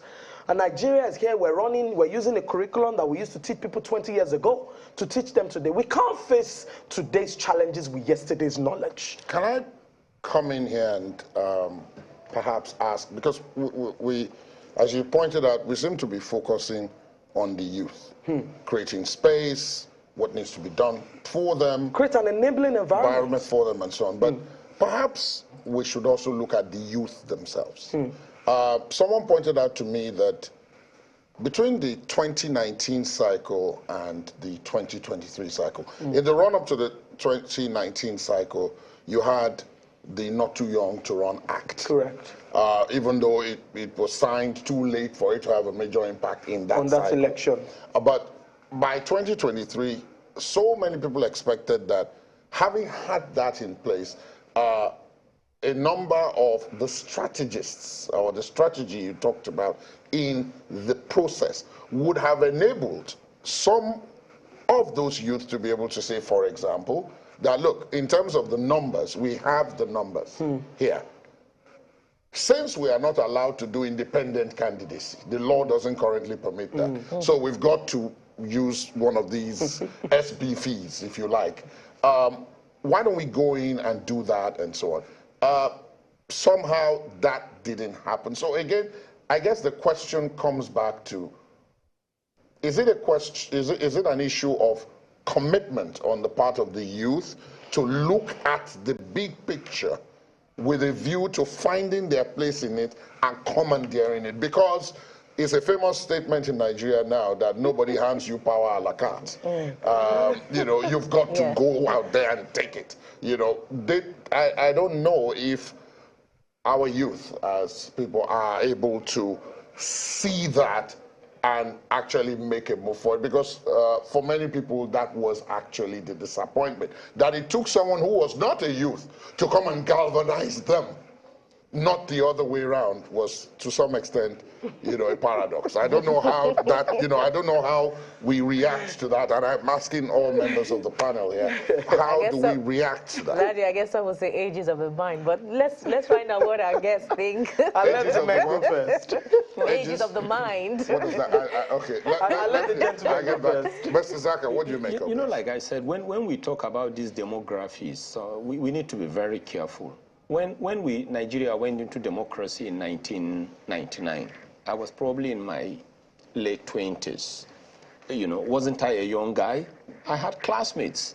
I had colleagues who were in the House of Reps. Some were even governors. Some were speakers. They were young then. But today we classify them as failures because they are in their 50s. We just have to be very And perhaps they've done nothing between when they were young like you and other than to benefit themselves. Exactly. Now that they are in their 50s. For those who are in their 50s now, I have so many friends, even my primary school classmates who were ministers. But at the end of the day, nothing was... This insistence on a given age bracket is what makes it... No. And that was why I was talking about mentorship. Your mentor can be a very successful person. Fantastic. But why is he a mentor? He will tell you everything about the successes, but insists to know about the failures or possible failures. So that if at the end of the day, everything about him was success, what you need to do is to improve on the success. And that's how we make progress. They need everything about him. I'm sorry people mention names, but people don't mention them. But I want to mention the name of somebody who is not among the living, Mantu. There was a time, I think you interviewed Mantu or somebody spoke to Mantu, and Mantu confessed. You see, for me at that point, he was late, but I mean, when I saw, he's late now, but I saw that interview as mentorship. He was talking principally about failures. So when we look at things from that angle, it helps. And we just have to accept transition. I'm just a great guy. Most of the Nigerian youths you're talking about, a lot of them are brains, right? A lot of them school abroad. But the question is, many people don't want to accept that transition, and that's where I am at variance. Transition is necessary. And the essence of that transition is, hey, this is who I am. You understand? I got it wrong here, I got it wrong. And that was why I said, for me, even when you talk about children, I would prefer to have an adopted child who is ready to listen to me, focus and carry on and build on where I am, than to have my own biological child who will come and rubbish everything. So if we become strict and start looking at things from that angle, then you can be a governor, you can be a president, you can be a local government chairman. What you will be after is not that guy from my village, from that political party, from my relation, but that person who I can comfortably hand over the baton to, somebody I can share, cross-fertilize, blessed, and move on. Because whether we like it or not, life is a journey. But somebody must hand over to you, and that's the way I look at it. That's fine. You want to have... Well, I was going to ask Mr. Adekoya to also respond to it, but we have our correspondent, Haslon, from Adamawa State. He has updates for us. I wonder if it's a declaration, but the updates, whatever they are, will be critical at this time. Yeah, Haslon is essential at this point. Yeah, very essential. Haslon, good evening. I think they have resumed.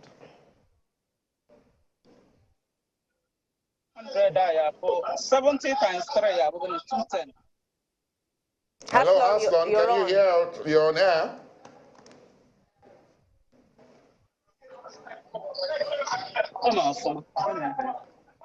Haslan, can you hear us? Haslan, are you able to hear us?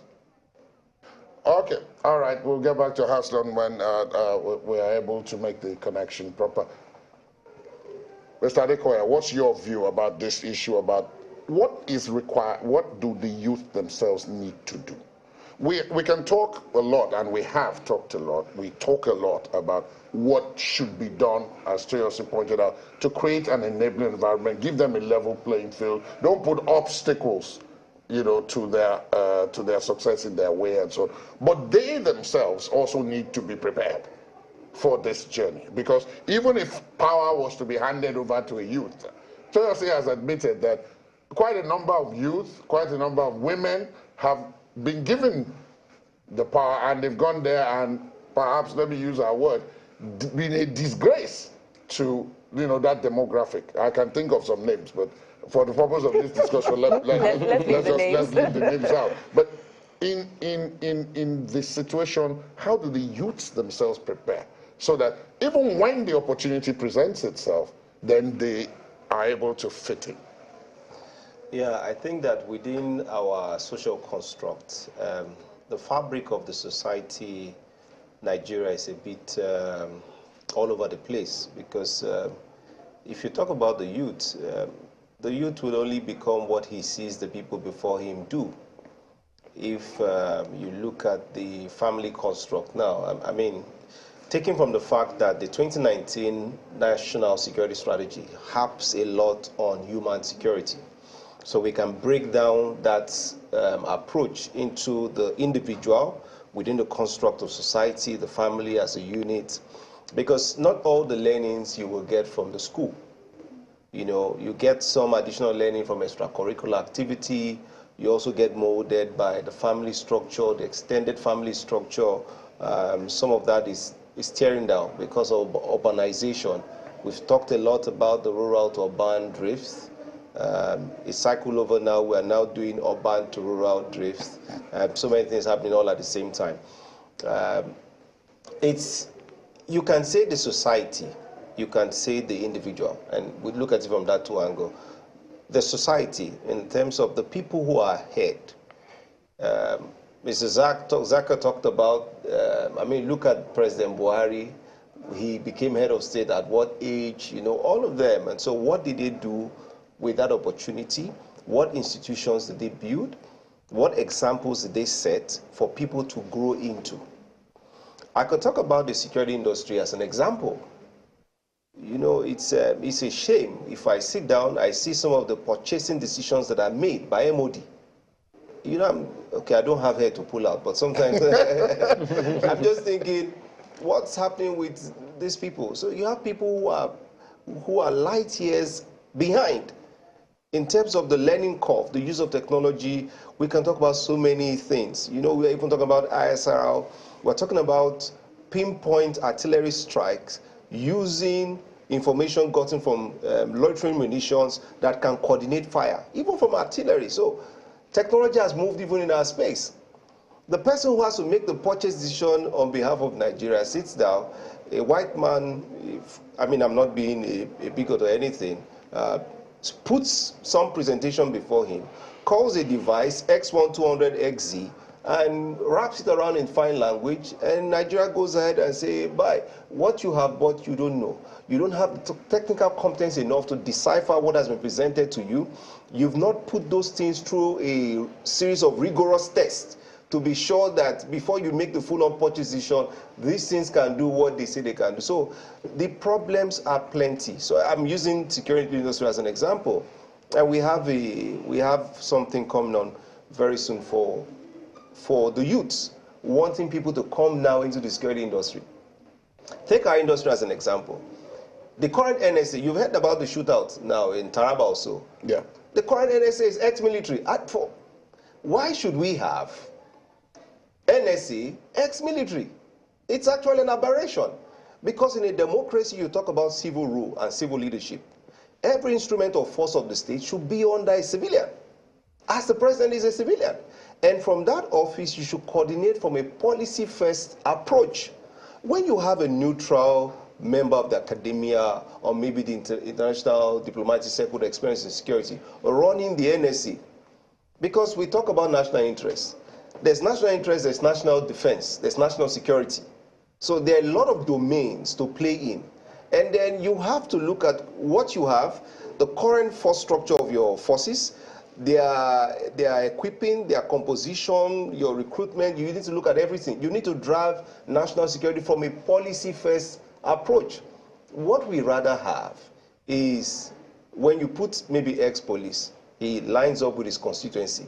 You put ex-military, it lines up with constituency. So when you talk about the young people coming into that circle, what example would they come into? What structure, what molding? Because culture is everything we're talking about. You can talk about organizational culture, you can talk about institutional learning. How does an institution learn? What does it do with the process assets within those institutions? And how do you hand that over to the younger generation? So we can talk about the young people all we want. Again, I want to come back, and I know they are listening, because they have their rooms. They've not shut it down. So let me speak. Yeah, I do need to speak to them. I would beg the political class that, yes, the politicians have worked very hard to earn their keep and their win. But I do hope that they will choose members of the cabinet strictly on the basis of competence. I want to appeal that they get the consulting majors to strip down what is the competency framework required for a minister of works, educational background, the years of experience, minister of power, minister of finance. Don't just assume. A president does not know. We are so unfortunate with our constitution to say that it is for the president to decide. But when you have consultants, you are provided with information with which you can make an informed decision. Not just the politicians. So I want to appeal to politicians that, yes, let's all work together. The president has to play the politics because they are non-institutional factor that can derail your good plans. So Nigeria is one of those society. And so play the politics, find the balance between politics and competency. If we can achieve for now a 70-30 mix in terms of 70% competence, balance with politics, you can't rule it out. Except we want to deceive ourselves. So you find that balance, get strictly competent people. And those competent people will build strong organization, they will build strong processes, they will build strong systems. When the young people come into those strong places, they can be modeled. Okay? So I'm a security person. Okay, so I have retired major generals in our industry. We are colleagues in a manner of speaking. I can see what the Defense Academy is throwing out. I can see what the Police Academy is throwing out. Those people have done their part. The requirements for the future is not, we are not there. We are behind the curve. We have a defense industry, DICOM. We have DICOM, and we are not producing even drones. We're not producing drones. We are not there yet. We're not even talking about missile systems. We're not talking about precision weapons. We are not there yet. So we are still behind. So if you talk about the young people, the question I ask is, where will the young people get the mentorship from? That's Which was the point Mr. Zaka was talking about. Yeah, so that's what I'm saying. If we can get competency right into government, because every organization will take the shape and personality of the leader. So if you can get that, you can get structure and institution right. Then the next thing is for the young person. I'm not a psychologist, but there's not much I can say to inspire. I'm not a motivational speaker either. But you know, rightly said that power would not be served a la carte. I classify myself as a young person. Maybe I have 2,000 plus employees. I don't come from a necessarily rich or wealthy background. I've had to work. I've sold recharge card, I've sold fish, I've done a lot of things, you know, but I'm where I am today, not because anybody said, come and take. So if anybody is thinking that there's somebody that will say, come and take, you are probably at a bus stop where the bus has passed. So I think that, I don't know how we do that, but if we can build the mind through a revamped educational system, when we talk about the head of organization again, when you say Minister of Education, who is that person that is the Minister of Education that doesn't have a teaching background? That knows nothing about the educational sector? Because if you say, oh, all we need is an administrator, come on, we need leadership. Part of the problem that INEC has is that you have used an INEC chairman who may not be necessarily tech savvy, but he's the one that has to make the last and final decision on a purchase decision. So if you're not tech savvy, how do you make that final call? So permit me to stop here. Sorry, Buki, I wanted to just use the analogy you used last. Okay, so the youths, if I take it from what Oyekachi said, the youths are at the bus stop. The bus has passed. Okay. The ship has sailed. So the way I see it, and I'm still coming back to you on that ages of the mind thing. Laddie, we're co-presenters here. The bus has passed. They can jog up and meet the bus, hopefully wherever it is, or they can actually look for another bus or create another bus.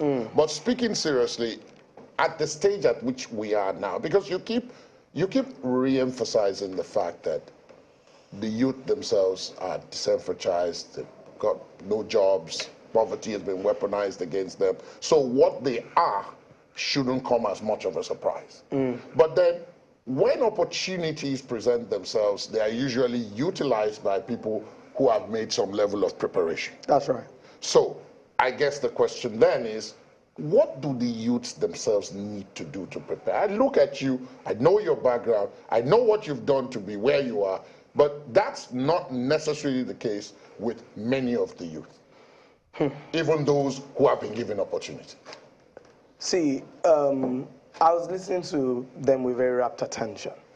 And one of the things that worries me enormously in Nigeria today is our value system, a completely broken down value system that places a premium and priority on position, on primitive acquisition of wealth, and doesn't question anything or, the actions of anyone.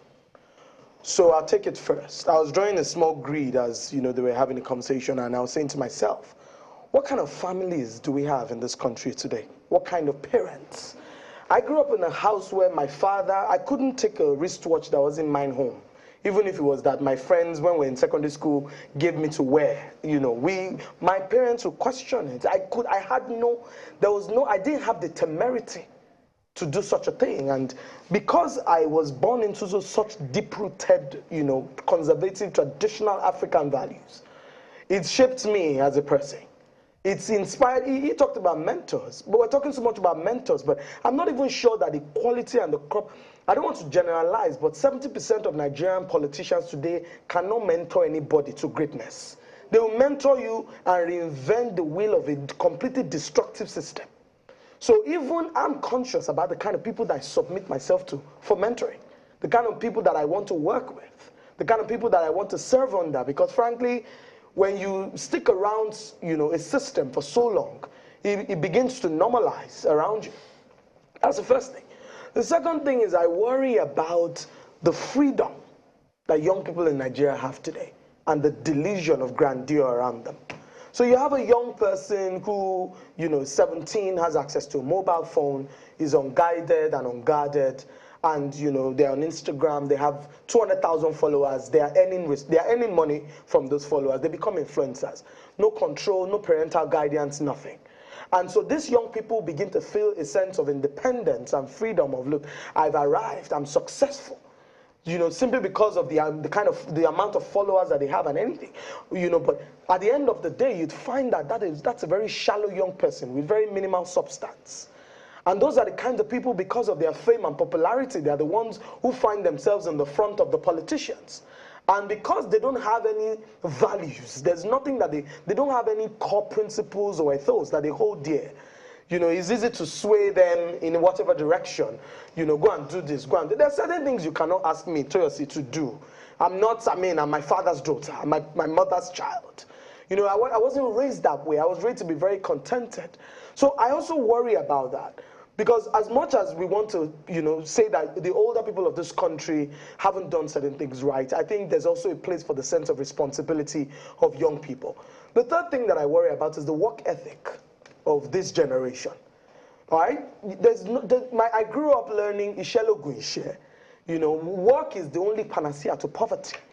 But you now have a generation that don't want to work, that have a sense of entitlement. Like, you need to give it to us. We deserve it. Without wanting to earn it, without wanting to work for it. But frankly, it's also a question of the country that you folks have handed down to us. A country that rewards bad behavior. A country that does not put strategic measures in place for discouraging, wrong actions and wrong behavior. A system can never rise above the frameworks and the settings that it has created around itself.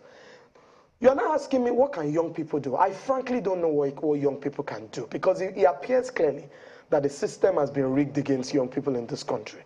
The few of us, you know, a few of my friends who've decided to run for office, you can't get past the door in politics in this country if you're not either fighting the system. We've seen a couple of young people that have advocated against the system and have gotten missing. We've seen young people that government has gone after them with instruments of states because, you know, they were activists. So you're either on this side or on the other side. But frankly, I really want to focus on the healing process of this country. And my first advocacy would be for an intergenerational, you know, government, where you have a convergence of the experience of the older people and the energy, the creative energies of the younger people. Because honestly, when you look at the attraction of foreign direct investments into Nigeria today, I've worked extensively in the Northeast in the last couple of years, you know, having the privilege of, you know, serving on a few, you know, committees and groups. And when I go to the North, the sheer potential of young people that are wasting, that's going to waste in that part of the country worries me. Because you see, the onions that we consume in Lagos is produced in the North. The economic capital of Nigeria is here in the South. The commerce and industry is in the East.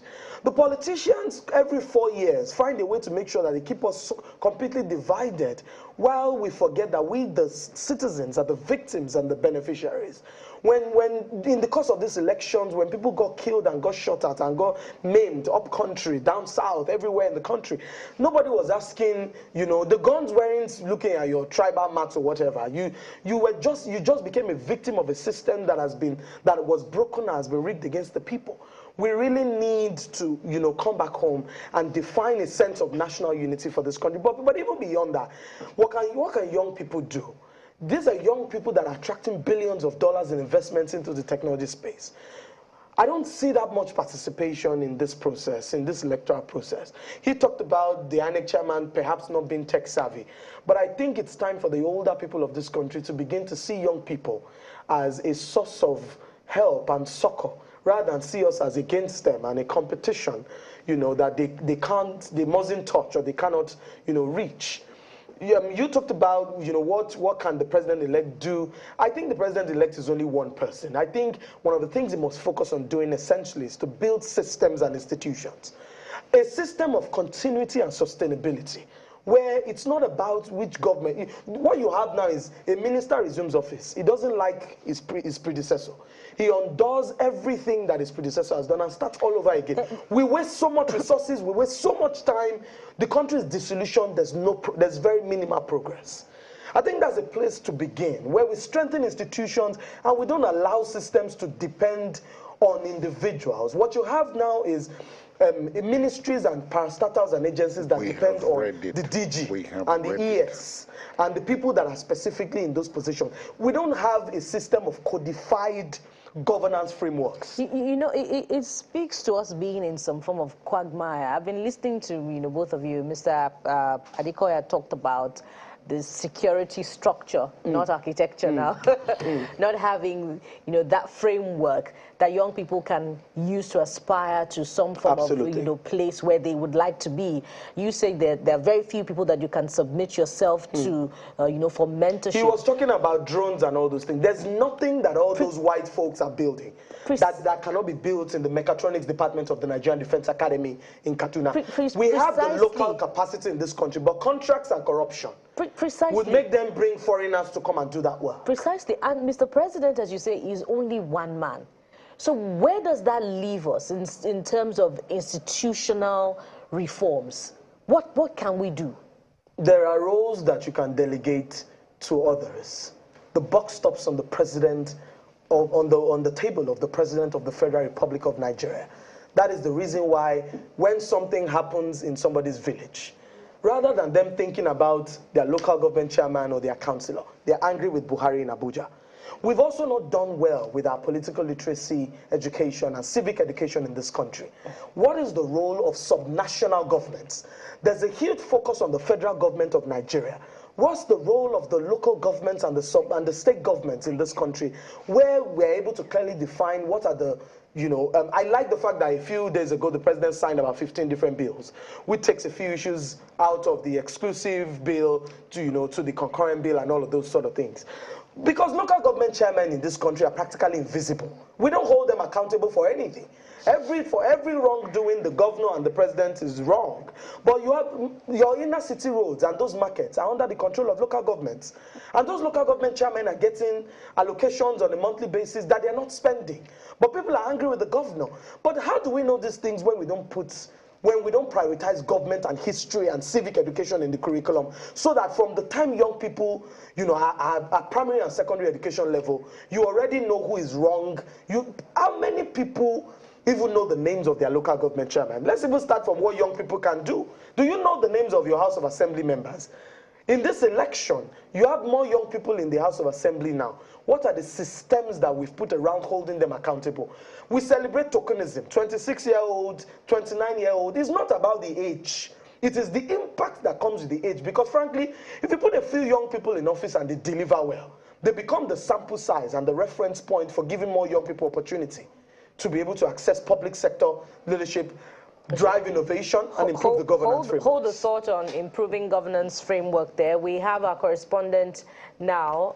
I believe we've been able to establish a secure audio through to Haslon Freedom from Adamawa. Hello, Haslon. Yes. Good evening. Haslon, you're on air. Please go ahead. What is the situation? Thank you for having me. I'm here. Can you hear me? Yes, please go on. Can you hear me? Now we can hear you, Haslon. Go ahead. Can you hear me? Yes, please go on, Haslon. Yes, I am here at the INEC Relation Center in Yola, Adamawa State. We arrived here around 12 midday for the collation to continue, but that did not happen until about a few minutes to 5 o'clock, when the INEC officials arrived to the collation center, and the collation started.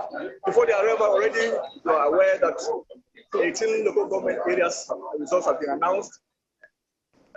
20 local government area results have been announced, and we were waiting for the last one, which is the local government area. And about 30 minutes ago, the results of the last local government area was announced. That is Fufore local government area. Now there are two issues here.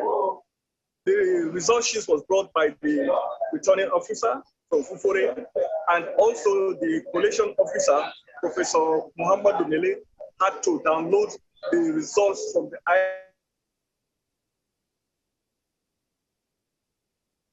We seem to again. Okay, it seems as if we have some difficulty, with Haslon Freedom's audio there. We'll get back to Haslon because Adamawa is one of the states where we have results still outstanding, so we want to know what happened. Let's take you to a story that we had given you the précis of earlier on, which is that in Niger State, the APC candidate Umar Bago has been declared the winner of the governorship election in that state. Mr. Bago won in 20 of the 25 local government areas and polled a total of 469,896 votes. All our supporters, please, let's be humble with this victory. Let's not arrogate this victory. And our arms are open for everybody to come and let's move Niger forward. Thank you. And Alhaji Liman Kantigi, you have been a wonderful person. You gave us a big fight, and you have shown spirit of sportsmanship by conceding.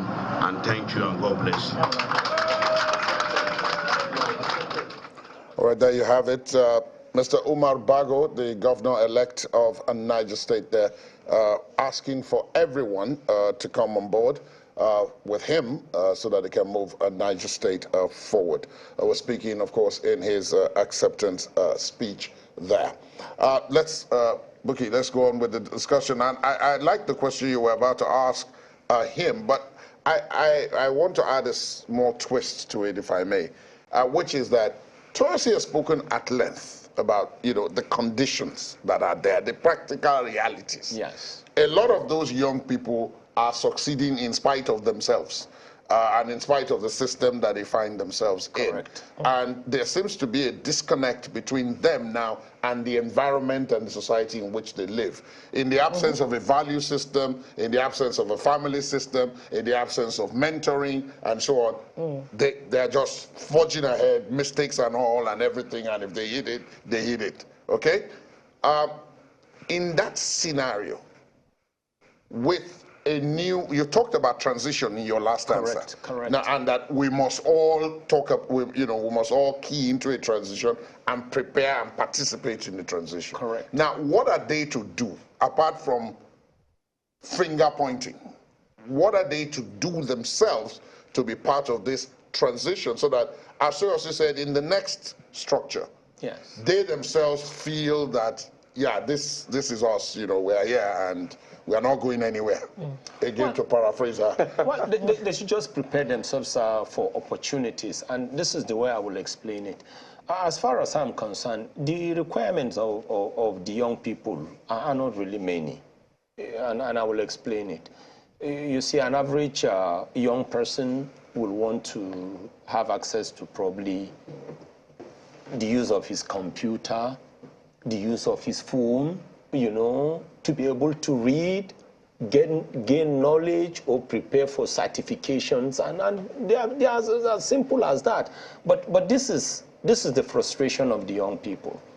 One, you're talking about a country of about 200 million citizens, but I bet you by the time we carry out the census in June this year, with another technology like the equivalent of beavers, the real Nigerian population will come out.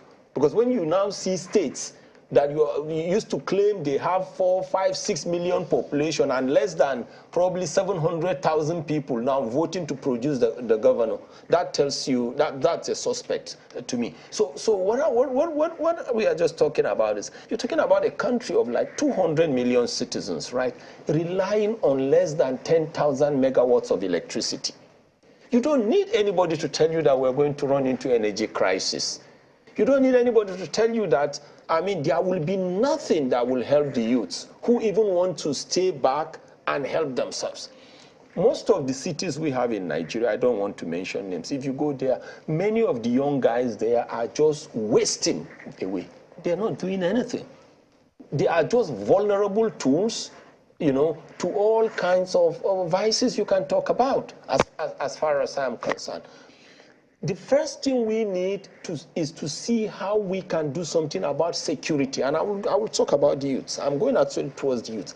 Like I said, the seed of growth and development can only be planted on the soil of peace.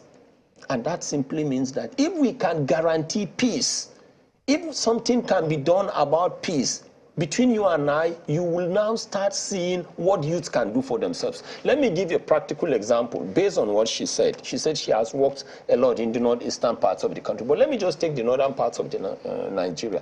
If you go there and see the many youths that are just wasting away because they cannot go to farms due to insecurity, you will shed tears for Nigeria.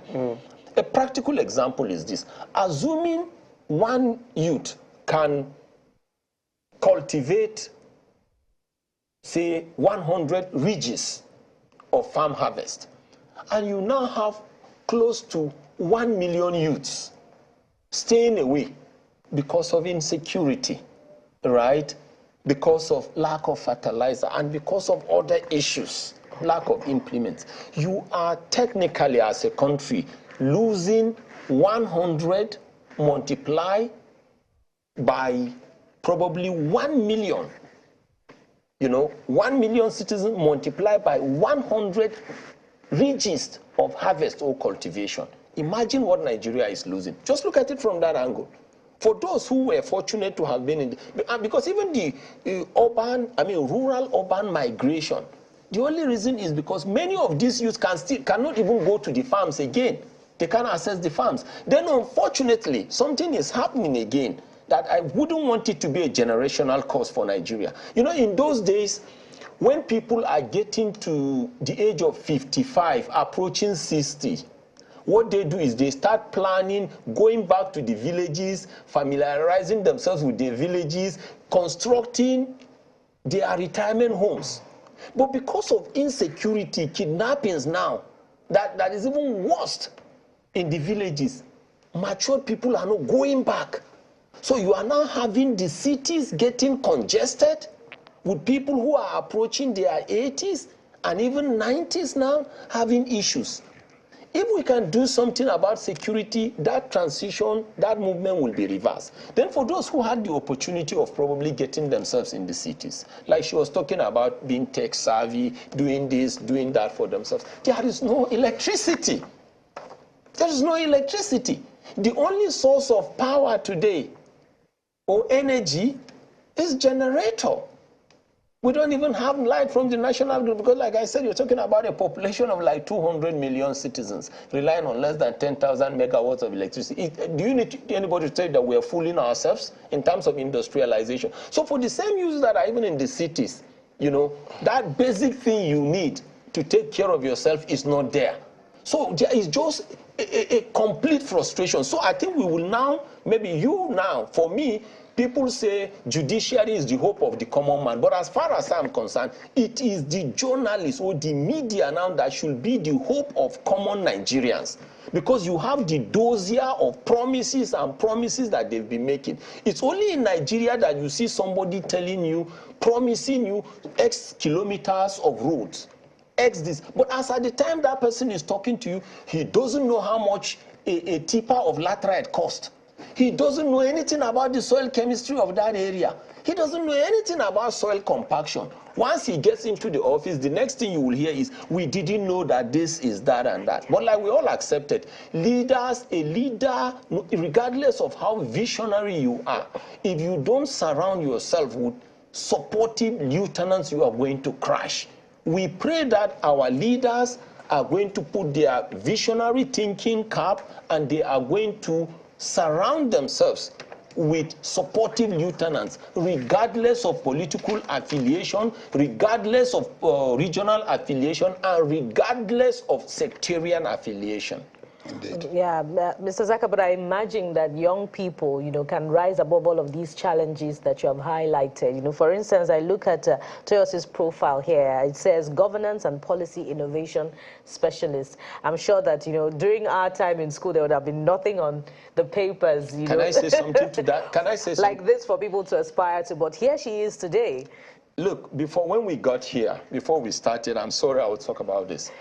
You have 30 seconds. Less than 30 seconds. I reminded her when herself, later Professor Adeshino, Pius Adeshino, were giving awards during Awolowo's colloquium, you know, at Aregbe Shola's, and we were there. But the question is, how many are we among the youth? Because they presented the awards to us. But the question, how many Toyosis have I seen after that Toyosi that I met? And that you are meeting. And that I'm meeting. But how many of her have we seen? So she was correct when she said Nigeria has not been fair to the youth. How many of my types have we seen again, even being honored in a kind of function like that? So that's all we're saying. The youth exist. People of our vibrancy exist. But out of 1 million youths, how many of the Toyosis do we have? As Onyeka Chadiko said, Nigeria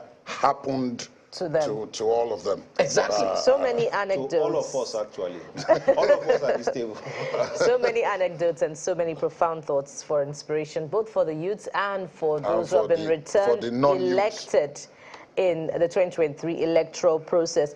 We have some information also for you that you can use at this time. The candidate of the PDP that lost to Umar Bago of the APC in the Niger State election, that's Mr. Isa Liman Kantigi, has conceded defeat in that election. Perhaps if we can just quickly... That would be a very unique, I mean, particularly in this season. Yeah. I don't believe I've heard of anybody else who has conceded defeat, you know, and pledged that, okay, the elections... Remember, well, I told you, you'll begin to see... realignments. Okay, all right. We've read very little statements about, concessions. Concession speeches or conceding defeat. Yeah. This would be very, very, very unique. Perhaps maybe we will see more of that. What we're more used to seeing is contentions. Yeah, a quick recap there. Mr. Omar Bago won 20 of the 25 local government areas, polling 465,896 votes to defeat Mr. Kantigi of the PDP, who won 5 local government areas and polled 387,476 votes. This is where we'll have to thank... let us thank our guests who have been with us for the last almost 2 hours or so, or even perhaps, about 2 hours. Let me start, of course, with Toyosi Akerele Ogunsiji. Mr. Balazaka says he met you back then, and he's meeting you again. Oyekachi says that, thank you very much. that we need more Toyosis, huh? We need more. Nigeria should be fair. And thank